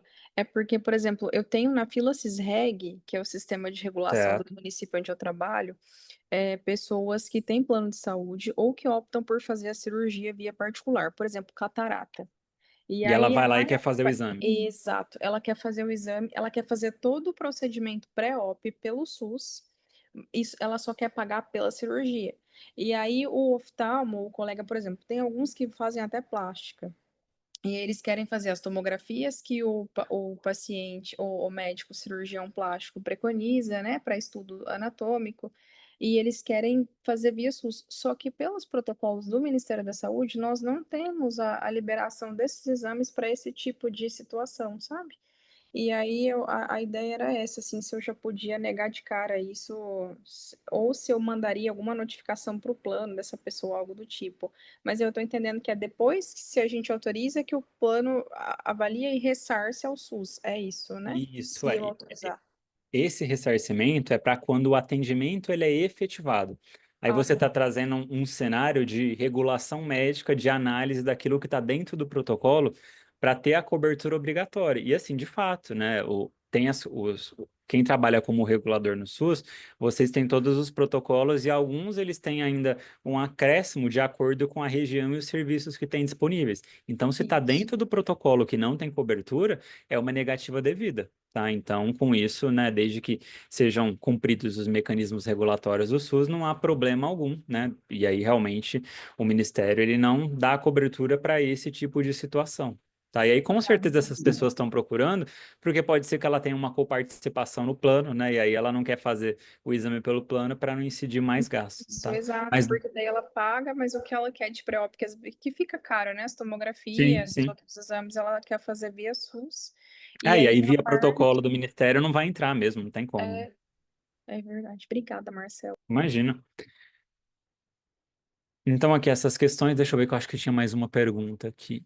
Muitas questões da coparticipação não tinham sido suspensas por causa de uma decisão do Supremo que até o momento não tinha sido julgada, né? Se não estou errado, está com a ministra Carmen Lúcia ainda. Eu vou mostrar para vocês no próximo slide que a ANS abriu uma consulta pública para mudar um pouco, né, esse mecanismo desses contratos que tem até 29 vidas, os mecanismos de coparticipação, e isso realmente se prolongou. A consulta do ano passado e eles ainda estão agora em discussão e participação pública para receber as contribuições, porque teve muita crítica, porque as propostas iam mexer com mecanismos que iam afetar demais ali as operadoras, né, em relação a tipo de vendas. Então, para vocês terem ideia, eles queriam colocar como obrigatório a venda online. Aí a gente falou, pessoal, temos, né, pessoas e operadoras menores que não têm sistemas preparados para fazer esse tipo de venda. E aí, com o paciente ali na nossa frente querendo contratar um plano, já é difícil para ele entender, imagina a distância. Então, são várias discussões, mas eu trago aqui falando o que eles trouxeram de proposta na época e o que ainda está em discussão. O Pedro colocou, via SUS não chega para regulação, chega aí já é custo devido ou não. Via SUS a gente também tem todo o processo regulatório, tá? Então, assim, a gente também tem a regulação dos procedimentos, precisa preencher a IH ou as outras guias relacionadas ao tipo de procedimento. E aí o que pode acontecer é que a gente tem sim serviços que acabam, né, não fazendo isso como deveriam e depois em uma auditoria tem a famosa proposição de devolução. Eu já vi proposições de devolução que seria a nossa glosa na saúde suplementar de milhões. E aí a unidade fica desfalcada. Por quê? Porque ela faturou e utilizou, né, um OPMI ali que não tinha critério, o auditor do SUS realizou uma análise, viu que aquilo não tinha critério e tem a proposição de devolução conforme a auditoria. E aí tem que corrigir, porque aí toda aquela verba aplicada ela vai precisar ser devolvida. E aí imagine o quão é difícil fazer gestão desse recurso financeiro. Tá? Então, por isso que é extremamente importante que tenha o processo regulatório, mesmo que a demanda, né, quantitativa, considerando a população como um todo, é maior, se não for feita, gente, o que acontece é o caos nos atendimentos, né? Não consegue fechar as contas, se não tiver processo regulatório, você vai ter um paciente internado na UTI que não tem critério e outro aguardando na fila que era quem tinha que estar lá naquele leito, tá? Então tudo tem que ser bem analisado. Se é função do auditor avaliar as compatibilidades do SIGTAP. A SIGTAP tem algumas compatibilidades relacionadas, né, principalmente ao OPMI. Então, o OPMI ele tem que ter compatibilidade com alguns procedimentos. Ela já tem uma certa parametrização. Então, na verdade, a função ali em conjunto da auditoria, junto com o pessoal do faturamento, é garantir que aquela cobrança é de um material que está compatível, né, ou de procedimentos associados compatíveis. Por quê? Se na hora que enviar a conta, com certeza isso vai dar uma crítica. E aí isso não vai ser, essa unidade vai ser penalizada. Principalmente se ela recebe ali por volumetria. Então é uma conta que ela vai ter que dar um jeito ali para que consiga receber. Essa remuneração variável, ela incide sobre a quantidade de erros e acertos, tá? Aqui, mas pensando quando é custo SUS, é direcionado para o plano, no plano passa por regulação? Entendi o que você quis dizer, tá? Então, quando o custo é do SUS, no plano ele vai passar por algum tipo de regulação. Aí ele vai passar por uma análise, né? No caso, pensando em ressarcimento, se aquilo é devido ou não. Então, passa sim por uma análise técnica e não só passa por análise regulatória se aquela pessoa já teve aquele procedimento negado. Se não, se é uma surpresa para a operadora, apareceu aqui uma conta do SUS de uma pessoa que realizou um procedimento. Vamos ver se isso daqui, né, é pertinente, se tem cobertura. Aí eu entendi o que você quis dizer, que você não vai ter todas as informações necessárias nesse momento para julgar se num processo regulatório convencional de uma solicitação eletiva, aquilo seria ou não coberto. Tem essa fragilidade mesmo, porque a análise vai ficar limitada basicamente à cobrança e ao procedimento se tem cobertura ou não. Aí isso é um impacto. Bom ponto também. E, pessoal, agora falando um pouquinho de desafios que a gente tem na saúde suplementar. Então, rapidamente, nessa última hora de aula, fraude e desperdício, proposta de reajuste, cartões de desconto, judicialização e como que a gente torna eficiente essa redução de custos e despesas. Esse daqui também é um estudo do IES. Quando foi publicado, muita gente citou ele, porque de fato eles fizeram um estudo, né, muito importante e interessante, com uma análise de categorias de fraude diversificadas. Eu acho que isso traz para a gente, né, o quanto que o nosso trabalho ele é importante para identificar essa fraude em qualquer contexto e cenário da saúde suplementar e até da saúde pública. Então, eles classificaram aqui fraudes e desperdícios com uma perda aí que varia de 30 a 34 bilhões, 12,7% da receita produzida nesse período. Tem fraudes que são cometidas por beneficiário, olha aqui, ó. Ocultação de condição pré-existente, né? Aquele beneficiário que a hora que ele contrata o plano, ele sabe que ele tem alguma doença, ele fala, não, não tenho nada. E ele preenche a declaração de saúde como uma pessoa que não tem conhecimento de nenhuma doença. Reembolso duplicado. Então, imaginem que a pessoa, né, ela está pedindo um reembolso até infração. Nas tabelas de reembolso que hoje a gente tem com as operadoras, a operadora coloca lá, olha, para consulta, o reembolso máximo é esse. Aí o que que a pessoa faz? Ela fala, faz o seguinte, consulta, pede ali para a secretária do consultório, para o médico, né? Lança como se eu tivesse feito duas consultas, porque aí eu solicito as duas, né? E aí eu vou conseguir o reembolso total. Isso é fraude. Adulteração de procedimento. Então, a pessoa fez um procedimento e aí está sendo cobrado outro no reembolso. Uma das fraudes muito praticadas, principalmente por clínicas que prestam serviços puramente estéticos, é a clínica faz uma propaganda de, olha, eu consigo dar cobertura para o seu procedimento estético via plano de saúde, você tem? A pessoa fica encantada, fala, nossa, que legal. Vai lá e faz um monte de procedimento estético.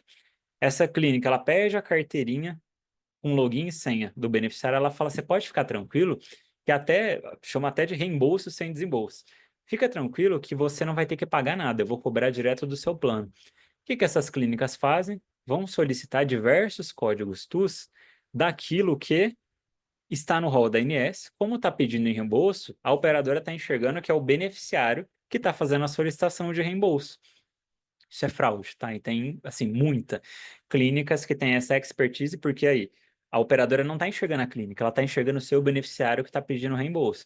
Como esses profissionais sabem exatamente o formato em que é analisado o reembolso, que precisa de código TUS, que precisa de relatório médico, é um plano que dá direito a reembolso, eles vão lá e colocam diversas informações, e aí a pessoa participou de uma fraude sem nem ter consciência.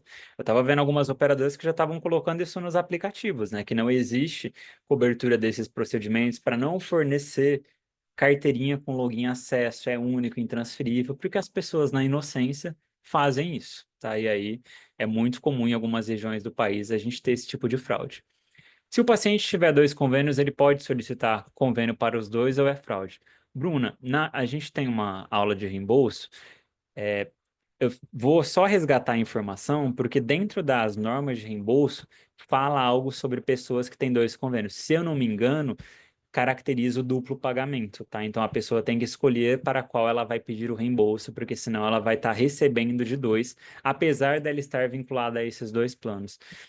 Fica junto com a solicitação do colega para quem tem também dois planos no SUS, para eu postar lá no fórum para vocês, porque tem lá na norma do reembolso da INS uma informação que eu só não tenho na mente agora, mas cita, tá? Sobre situações em que tem dois planos. E aí eu posto até lá para vocês com a cartilha, tá? Que é bem legal a cartilha de reembolso, porque ela traz as situações em que você pode pedir reembolso mesmo sem ter um plano que tem reembolso, uma situação ali de urgência e emergência, está em outro estado, então ele tem todas as regras. Qual que é o prazo que a operadora tem para efetivar o pagamento? Aonde que a operadora tem que disponibilizar a tabela de reembolso? Então, traz bem detalhado e eu coloco lá para vocês, tá? E aí eu confirmo se essa informação é verídica, de quando tem dois planos, você só pode pedir para um, tá bom? E aí eu posto no fórum e eu mando no grupo do WhatsApp para vocês, que já está disponível lá. Vou tentar ver ainda essa semana. Falsificação de laudos, atendimento falso. Então, os prestadores de serviço, eles ficam ali com a carteirinha do paciente. Então, eles podem gerar a qualquer momento um atendimento falso. Superutilização, né? Então, vamos prescrever um monte de exame, um monte de tratamento para cobrar mais. Então, esses geralmente estão vinculados mais aos prestadores de serviço. E tem demais agentes, né? Um falso coletivo. Então, criou-se um CNPJ falso. Aquele lugar nem existe, ou um estipulante fantasia. Judicialização pré-meditada. Isso daqui aconteceu nas fraudes do OPMI, onde judicializavam OPMIs que sequer eram implantados no paciente, né? Ou colocavam uma quantidade totalmente absurda.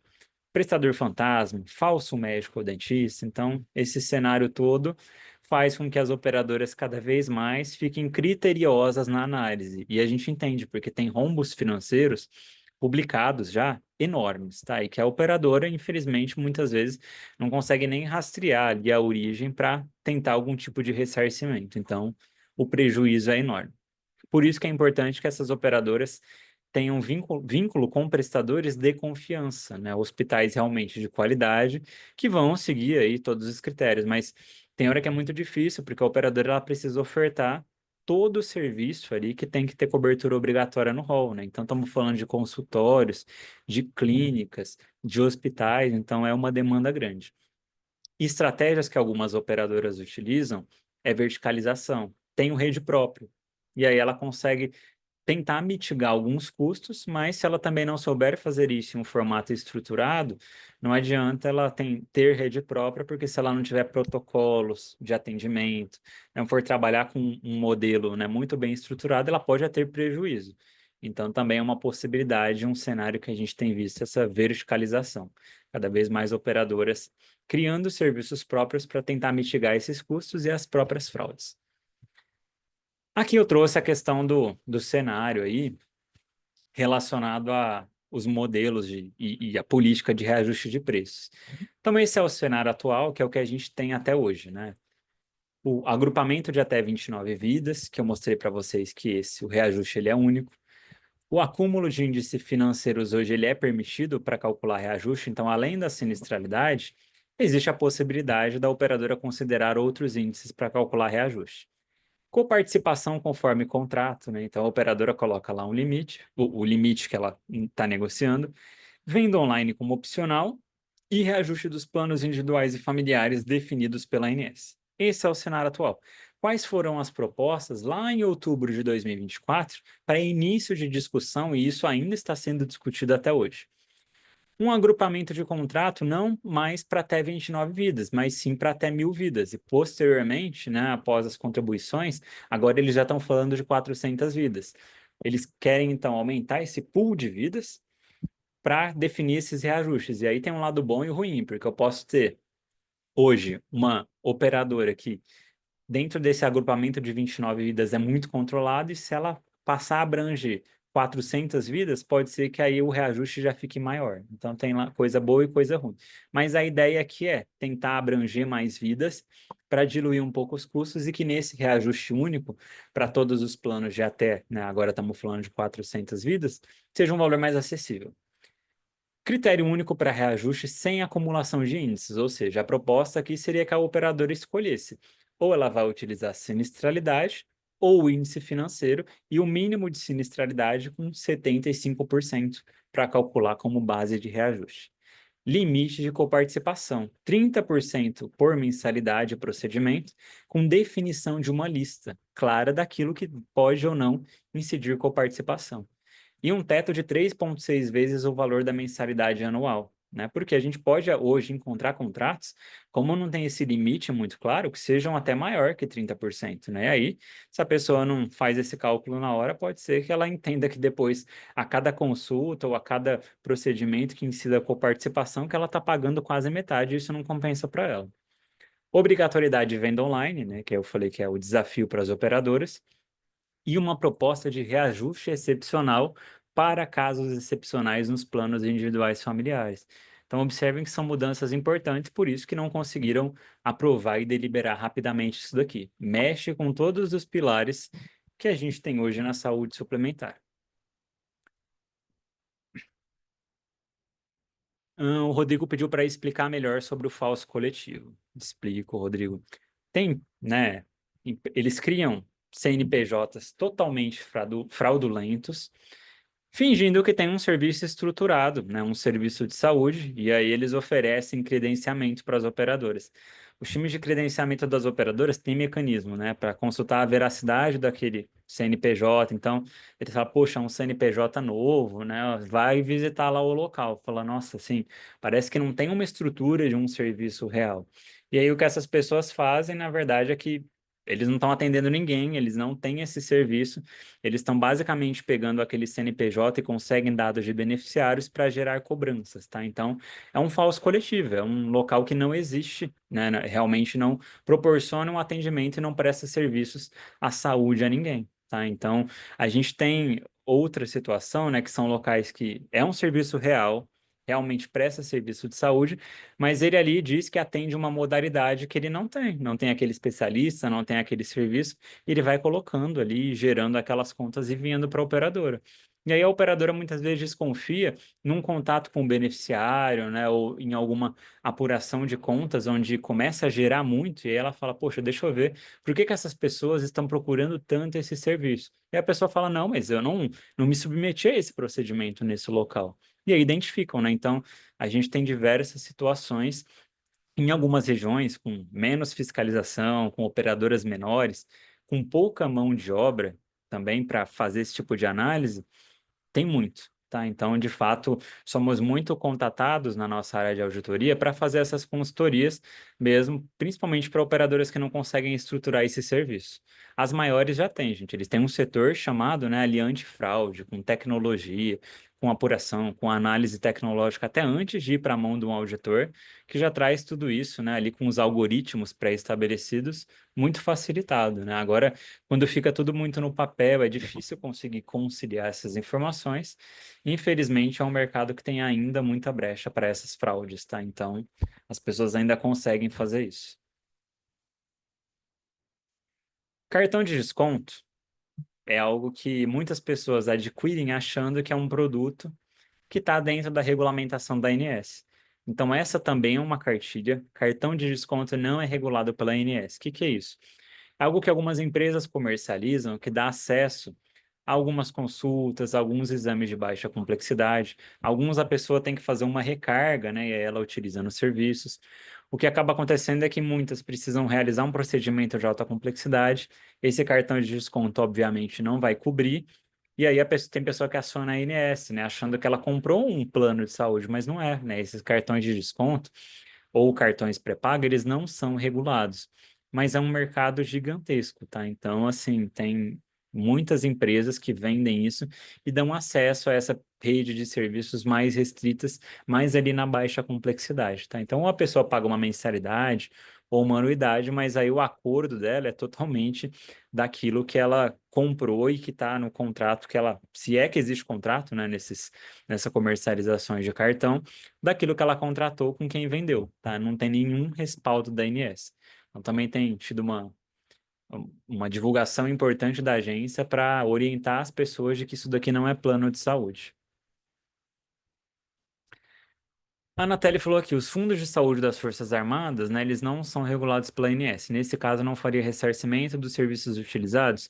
Em teoria, né, a pessoa que passa ali no SUS, se no cruzamento dos beneficiários não tiver nenhum vínculo, porque o que as operadoras fazem hoje por obrigatoriedade, até dentro do padrão X, é enviar as informações dos beneficiários ativos. Então, o que a ANS utiliza como base para cruzar isso? Se não tiver lá na base de beneficiários ativos, ela não vai encontrar, tá? Isso como um atendimento de uma pessoa que tem plano de saúde. Porque mensalmente as operadoras que são aí reguladas, né, pela ANS vão receber essa informação e é com base neste cruzamento. E é claro que a gente pode ter problemas aí também, como eu disse, a nível cadastral, né, tanto na operadora quanto no sistema de informática do SUS. E também não são todos, tá, pessoal, os serviços realizados no SUS que são passíveis do ressarcimento. Lá na lei fala o que é. O que eu lembro que entrou que uma dúvida que os alunos tiveram é da parte de odontologia, porque isso aparecia muito pouco aí nas cooperativas odontológicas e em as operadoras que comercializam. Mas isso faz muito sentido, porque se a gente pensar na oferta de serviços odontológicos no SUS, é mais restrita e geralmente o plano odontológico ele traz uma facilidade muito grande para quem contratou. Então, a busca por esse tipo de serviço no SUS para quem tem um plano odontológico, com certeza é muito menor, né, em comparação aos demais planos aí, né, pensando em um cenário hospitalar ou ambulatorial. Tá? Então, esse é um dos motivos. Mas lá também tem a lista sobre aquilo que incide o valor de ressarcimento.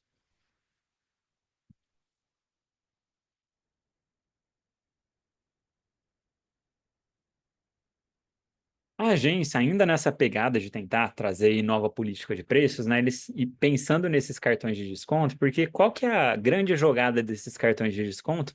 Principalmente para um público que não quer ficar ali todo mês, né? Então você pega uma faixa etária mais jovem, ou uma pessoa que, né, acaba ali não tendo que fazer gestão de doença crônica. A pessoa, né, totalmente saudável, não tem nenhum problema de saúde. Ela não quer ficar todo mês, muitas vezes, pagando uma mensalidade de um plano. Ela quer ou pagar particular, ou ela acaba contratando esses cartões de benefício, porque aí dá acesso, quando eu preciso fazer exame, eu uso. Então, a agência, entendendo que isso estava escapando do mercado, e com queixas também que não conseguia ajudar, tentou aí estruturar uma ideia de um plano mais enxuto, né? Um plano, e aí eles colocaram isso a nível de consulta pública, seria um plano em caráter experimental, mais reduzido, né? Então, que daria a oferta de serviços mais delimitada ali a exames e a consultas, né? Então, é diferente do que já tem hoje no plano ambulatorial.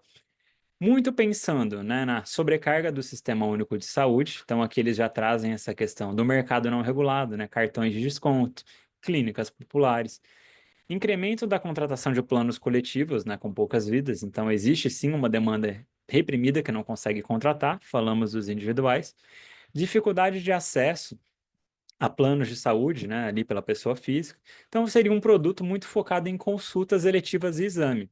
Só que a gente sabe hoje, né, que a hora que essa pessoa ela contrata um plano, se ela tiver alguma situação em que ela precisa internar, com certeza ela vai acionar a agência, as pessoas judicializam. Então, tem vários riscos em tentar fazer isso, né? E as causas aqui é baixa oferta de plano individual, diferenças regulatórias entre plano individual e coletivos, regras de elegibilidade. Então, aqui eu trouxe o questionamento, né? Será que isso é uma solução ou um novo problema, né? O quanto de problema as operadoras teriam em comercializar esse plano mais enxuto? Então, são possibilidades, e aí acho que tem muito espaço para discussão, né?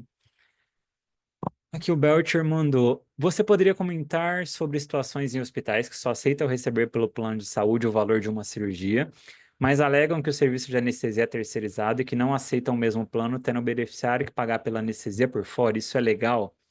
Se o hospital aceita operar pelo plano, a anestesia não está contemplada. Tá.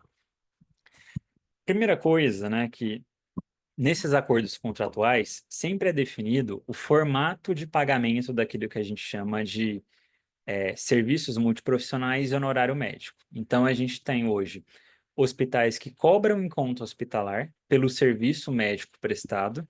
Então, é o hospital que fatura o honorário médico, conforme a tabela acordada, ou esse profissional médico que atende ali, né, o paciente, ele tem que fazer um faturamento próprio para a operadora. Ele, junto ao seu time administrativo, que tem que enviar as guias dos pacientes que ele atendeu nos diversos hospitais onde ele atua e realiza os procedimentos, direto para o hospital. Em teoria, a gente está falando que o procedimento ele é autorizado contemplando tudo aquilo, né? Se ele é autorizado, ele está contemplando ali taxa de sala, honorário médico, anestesista e o auxiliar se dá direito. A gente tem mesmo essas complicações, e aí vou falar o que eu sempre falo, tá? É, não vou dizer o que é certo e errado, porque às vezes tem profissionais que acordam isso com o paciente e dependendo do tipo de plano que ele tem com o operador, depois ele ainda consegue pedir um reembolso desse honorário ou não. Mas em teoria, se a gente está falando que a pessoa tem um plano e que tem cobertura, deveria ser ter a cobertura do procedimento anestésico. E aí a grande questão é, o serviço hospitalar ele está ali com um terceiro, né? Então o anestesista faz parte ali, né, de uma cooperativa, são muito comuns. Ele teria que mediar um acordo de pagamento, né, via o que ele já está cobrando na conta hospitalar ou da própria cooperativa faturar isso para a operadora, né? Porque o cenário de cobrar particular do paciente ele traz uma interpretação ali de que eu estou cobrando por algo que não teria cobertura, né? Eu estou com um procedimento autorizado, tem cobertura. Então, não acho isso uma prática tão dentro dos critérios, tá, Bert? Mas, assim, eu sempre falo que a gente tem uma multiplicidade de serviços e de acordos, então, falando assim, só olhando pelo seu relato, entendo eu que isso não seria tão procedente. Porque eu estou com o procedimento autorizado. Se ele está autorizado, ele vai ter que ter anestesia, né? Estou falando de um procedimento cirúrgico, ou que demanda anestesia. Ele vai ter que ter um cirurgião principal, um auxiliar, se ele demandar, mas todo o resto da cobrança. Se eu estou cobrando por um serviço particular, por algo que tem cobertura, isso me soa, né, que me traz uma ideia de que não é tão correto, tá? Então, entendo eu que esse prestador de serviço deveria entender com esse terceiro, que tem essa empresa de anestesia, as possibilidades para fazer um pagamento via aquilo que ele recebe na conta ou de que ele fature direto. E tem que ver isso com a operadora, tá? Porque com certeza a operadora não está sabendo que estão cobrando particular dos seus beneficiários a anestesia. É diferente de quando eu já tenho esse acordo com a operadora de que eu tenho um tipo de plano em que as pessoas vão pagar o honorário e pedir reembolso, ou o tipo de plano dela, de acordo com uma cláusula contratual, não contempla determinados tipos de honorário, tá? Por isso que eu falo, a gente tem que entender contrato, contexto e cenário. Mas, em geral, a cobertura é integral para aquilo que foi autorizado e tem pertinência. Tá? É nesse formato que eu vejo. Inclusive, já trabalhei em instituições que tinham, né, esses terceiros que atuavam aí com anestesia terceirizada e a gente não faturava anestesia em conta porque esse terceiro faturava direto para a operadora. Então, ele negociava lá com a operadora, via sua, né, cooperativa que eles tinham, sei lá, a Copanest, enfim, as várias que tem por aí, uma tabela, e ele faturava isso direto e recebia, tá? Não era cobrado particular do paciente, não, até porque a pessoa que tem o plano, ela jamais vai querer ficar pagando algo particular, exceto aquilo que não vai ter cobertura, né? Então, algum tipo de tratamento, e aí isso precisa ser conversado previamente com o paciente. O pior cenário para o paciente é receber uma conta particular por algo que ele entendia que estava coberto. Aí ele vai processar médico, hospital, enfim, vira aquele joga-joga de conta para lá e para cá.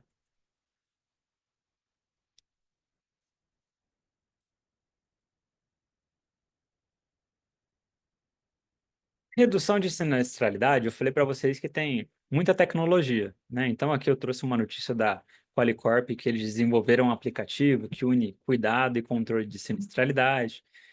O STJ, né, detalhando o requisito para reajuste de planos, um monte de health techs que tem inteligência artificial para reduzir sinistro. Então, assim, o que que a gente tem, né, de possibilidades? Hoje tem telemedicina, tem os aplicativos, né, até pensando na agilidade do atendimento.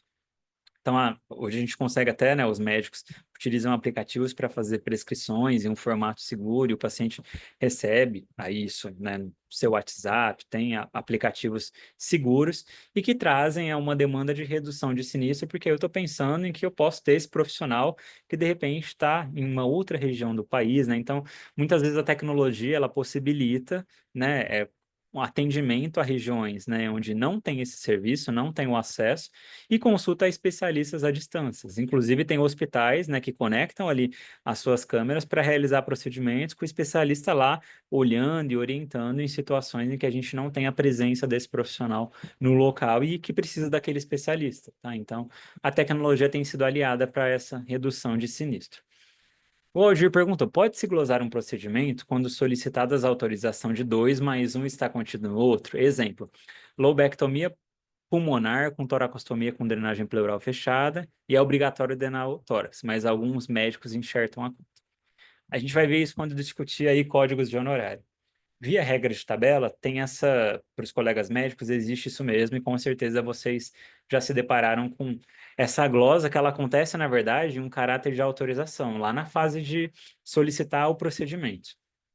Quando um procedimento para que eu chegue no procedimento principal, aquele é um passo essencial, mesmo que eu tenha código TUS, o médico auditor da operadora, ele aplica essa glosa informando, olha, este procedimento está incluso no procedimento principal. O que significa isso? Esse passo cirúrgico você obrigatoriamente tem que fazer para atingir esse daqui, principal. Então é considerado uma cobrança duplicada.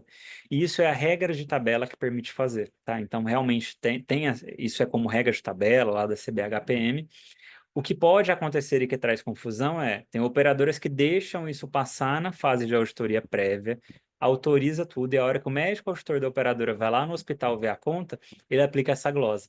Aí fica uma situação, porque o médico da assistente fala assim, poxa, mas foi autorizado, né? Então, uma dica que eu dou para vocês é que a autorização não é garantia de pagamento, tá? Primeiro, porque as coisas podem mudar e acontecer procedimentos excedentes, e segundo, porque, infelizmente, mesmo com a análise prévia, eles podem deixar para fazer essa aplicação de procedimento incluso no principal posteriormente, tá? Mas é uma glosa praticada e tem pertinência seguindo a regra de tabela, tá? Então, é algo que, infelizmente, fica restrito. Eu sei que, né, que para o profissional médico ele entende que é um passo cirúrgico que ele está realizando e que deveria ser remunerado, mas dentro do contexto de auditoria e das regras de tabela, é considerado uma glosa pertinente. Aí o que tem que discutir é se é realmente pertinente, né? Porque se aquele passo não tiver associação com aquele outro procedimento, aí entra sim uma discussão de passo cirúrgico, e aí pode ser que tenha tido uma negativa indevida.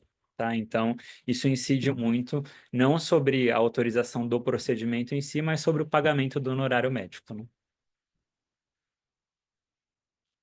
Já chegando ao fim, pessoal, eu trouxe aqui só um estudo de judicialização para que vocês tenham ideia que nessa amostra aqui, né, que nessa análise da FGV, eles identificaram que tudo que ia para a mão de um juiz relacionado à negativa de cobertura tinha uma condenação parcial da operadora, ou seja, né, tinha mais de uma solicitação, mas a condenação para a operadora arcar com minimamente parte daquilo era de 86%. Então, o índice de sucesso dos usuários, quando judicializam, ele é muito elevado. E o item mais pedido nessas ações era medicamento, seguido de cirurgia e internação. E a razão mais comum apresentada pela operadora para negar é a não inclusão do tratamento no rol, né? Então, observem que essa temática, ela traz esse contexto mesmo de judicialização, de liminar. Acredito que agora, né, com essas publicações do STF, pode ser que esse cenário mude um pouco, mas a gente ainda tem muita, né? Equipe jurídica especializada e atuando nisso. Eu acho que a grande questão é aquilo que discutimos hoje cedo, né? Se o paciente realmente tem critério e vai se beneficiar, ok, né? Acho sim que tem que ser avaliado. O problema é que a gente vê que, né, hoje muita coisa é liberada sem esses critérios e aí acaba onerando o sistema como um todo, né? Tem operadoras que acabam quebrando, né? Não dão conta de custear todos esses custos imprevisíveis. E só para fechar, como que a gente faz redução de custo e despesa na saúde suplementar? Falei bastante para vocês de contrato, da importância que esse instrumento tem. Então, o time que faz esse contrato, ele vai ser válido por pelo menos um ano, né? Então, ele vai engessar todo o modelo de cobrança. Então, tudo que falta no contrato, que não está claro, principalmente para quem está pagando a conta, na figura do auditor da operadora, ele vai utilizar aquela brecha para não pagar alguma coisa, tá? Eu já fui o auditor de operadora. A gente vai fazer isso, óbvio, né? Ali trata-se de uma negociação. Então, o exemplo das taxas. Se não tiver as regras claras, o auditor vai utilizar isso como algo para uma brecha para ele aplicar glosa. A gestão de sinistros, né? E aí a gente discutiu toda essa parte de tecnologias, de tentar entender por que que eu tenho um paciente utilizando com tanta frequência. Ah, é bom para o hospital, mas é ruim para o operador. E se é ruim para a operadora, pode ser que em algum momento ela queira romper o credenciamento comigo, porque ela entende que eu também não estou resolvendo o problema do paciente dela. Inovação tecnológica, a gente sempre vai ter. Lembra que quando é incorporado o custo é maior, mas a gente precisa incorporar tecnologias que tragam mais benefício e que a longo prazo esse custo vá se diluindo. Fusões e aquisições, então a gente teve muitas fusões e aquisições de hospitais com laboratórios, serviços, né, de segmentações diferentes que atuavam, né, em ramos distintos. Então, serviços que atuavam só com imagem, fazendo fusão com serviços com atuação aí de medicina laboratorial, enfim, para realmente tentar conter esses gastos e ofertar, né, um serviço de mais qualidade, junto com, né, esse movimento de verticalização que a gente tem visto das operadoras com rede própria e prevenir e fazer gestão das doenças crônicas, que vocês já entenderam que a gente sempre vai ter esse paciente que, se não cuidar dele, ele vai trazer muitos custos para o sistema como um todo. Tá? Isso tudo associado àquilo que a gente discutiu de saúde baseada em valor, de protocolos de, né, baseados em evidência científica, e tudo isso traz para a gente um cenário para tentar controlar esses custos, e a auditoria tem papel essencial em tudo que eu falei hoje, do primeiro ao último slide. Então, olhem a gama de oportunidade que vocês têm de atuação, o quanto é necessária a equipe multiprofissional, porque aqui eu não falei de um problema, falei de vários. Então, a nossa atuação ela é realmente muito importante. E aí, lá na aula do dia do 12, vocês vão começar, se eu não me engano, com a professora Carolina, nos tipos de auditoria, e aí a gente começa essa jornada explicando para vocês todas as etapas de auditoria, como que é feita essa regulação, como que solicita a autorização, né, ao hospital, e como que o auditor da operadora analisa tudo isso, quais são os principais sistemas, como que eu negocio uma conta, como que eu dou um retorno, né, para o meu paciente de que algo foi negado e de que muitas vezes eu vou precisar pedir exame complementar para justificar a minha análise. Então, todo esse cenário a gente tenta trazer para vocês, para facilitar o dia a dia, mesmo para quem vai continuar aí na assistência e para aqueles que querem migrar ou continuar atuando em ambos, né? O que é bastante comum também. Pessoal, era isso que eu tinha programado para a aula de hoje, né? Não sei se ficaram mais dúvidas. As que eu fiquei com pendência de responder, eu vou buscar ainda essa semana e tentar publicar lá no fórum para vocês. Mando no WhatsApp também informando que já está lá disponível. Mas hoje não fiquem preocupados em não ter captado todas as informações, porque é um resumão e às vezes assusta essa quantidade de informações, tá? Fiquem tranquilos que nas aulas isso tudo vai ser explicado com maiores detalhes. Poderia fazer uma pergunta? Claro, por Eu favor, sei que já foi Isabel. comentado no início da aula, mas para mim não ficou muito claro. Seria melhor realizar o teste de nivelamento nesse momento ou em algum outro? O de nivelamento é exatamente para medir esse conhecimento prévio de vocês antes de ter o conteúdo das aulas. Então, ele vocês podem realizar que é, porque aí depois lá no final vocês têm o pós, né, para com tudo aquilo que vocês aprenderam para a gente avaliar a diferença, tá? Então, esse teste de nivelamento ele já está disponível e dá para vocês fazerem, tá? Então, esse faz sentido fazer antes de ter mais conteúdos mesmo, Tá bom, obrigada. tá bom? Imagina.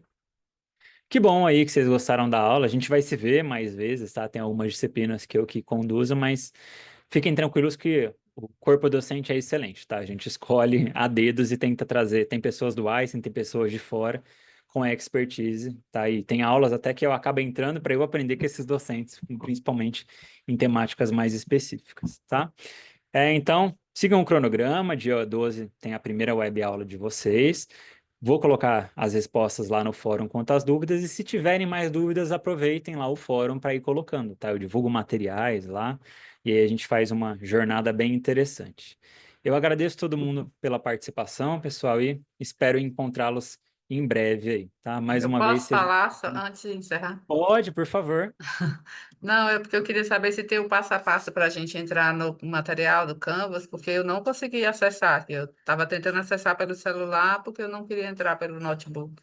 Tá. E eu não, o link que eu tenho nos e-mails, todos os que eu usei, nenhum deu certo.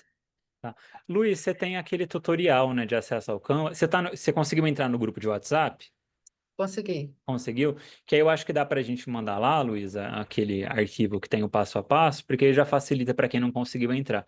Mas se mesmo assim, né, depois do passo a passo você não conseguir, você pode adicionar lá no grupo a gente, porque aí nós Certo. direcionamos Uhum. para a equipe administrativa ver se tem algum problema com acesso, porque pode ter acontecido aí, tá? Certo. E Mas essa aí, avaliação que é 40%, ela é feita em cada aula dessas? Eu não entendi. Eu queria... isso. Os momentos de prática e reflexão, toda disciplina vai ter 4 conteúdos. Tem um Começa momento de hoje? prática. Não, começa 12 do 11. Ah, tá. Aliás, a disciplina começa 12 do 11, mas dia 4 já vai estar liberado para vocês. Ah, E tá aí, ótimo. cada conteúdo tem um momento de prática e reflexão, e lá no final tem uma prova que vale 60%. Momento de prática e reflexão, você tem duas tentativas, vale a segunda tentativa. Então, tirou 8, quer tentar tirar um 10, mas aí, poxa, eu tirei 7, vai prevalecer a segunda tentativa. A prova, uma tentativa e tem uma segunda chamada para quem não atingir a média, e a prova vale 60%. Tá bom? Mas Então, é podem ir mandando uma as ao dúvidas. final de cada aula. Dia 12 tem uma, no dia. Exato. É isso? Você já pode fazer antes só lendo o conteúdo, aí fica a critério de vocês. Tem aluno que gosta de esperar a aula, tem outros que já vão fazer. Certo. É por aula, não é no final daquele primeiro Uma período. A por aula, prova que é no mas tem uma final, né? prova final. Exato. Que Certo. você, a partir da data que está liberada, você já consegue fazer. Ah, tudo bem. Tá bom? Mas se tiver dúvida, vai mandando lá. E aí o Luiz manda pra gente esse tutorial e passo a passo. E problema, vocês vão, por favor, sinalizando a gente lá. Aqui até a Carolina mandou aqui que ela conseguiu resolver também o acesso dela, acionando o contato, né? Então, se tiver problemas com cadastro e acesso, também é uma opção. Tá bem? Pessoal, eu que agradeço, viu? Que fico feliz que vocês tenham gostado e espero que aproveitem durante todo o curso.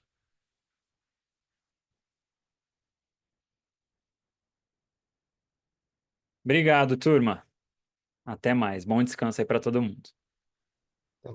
Boa noite.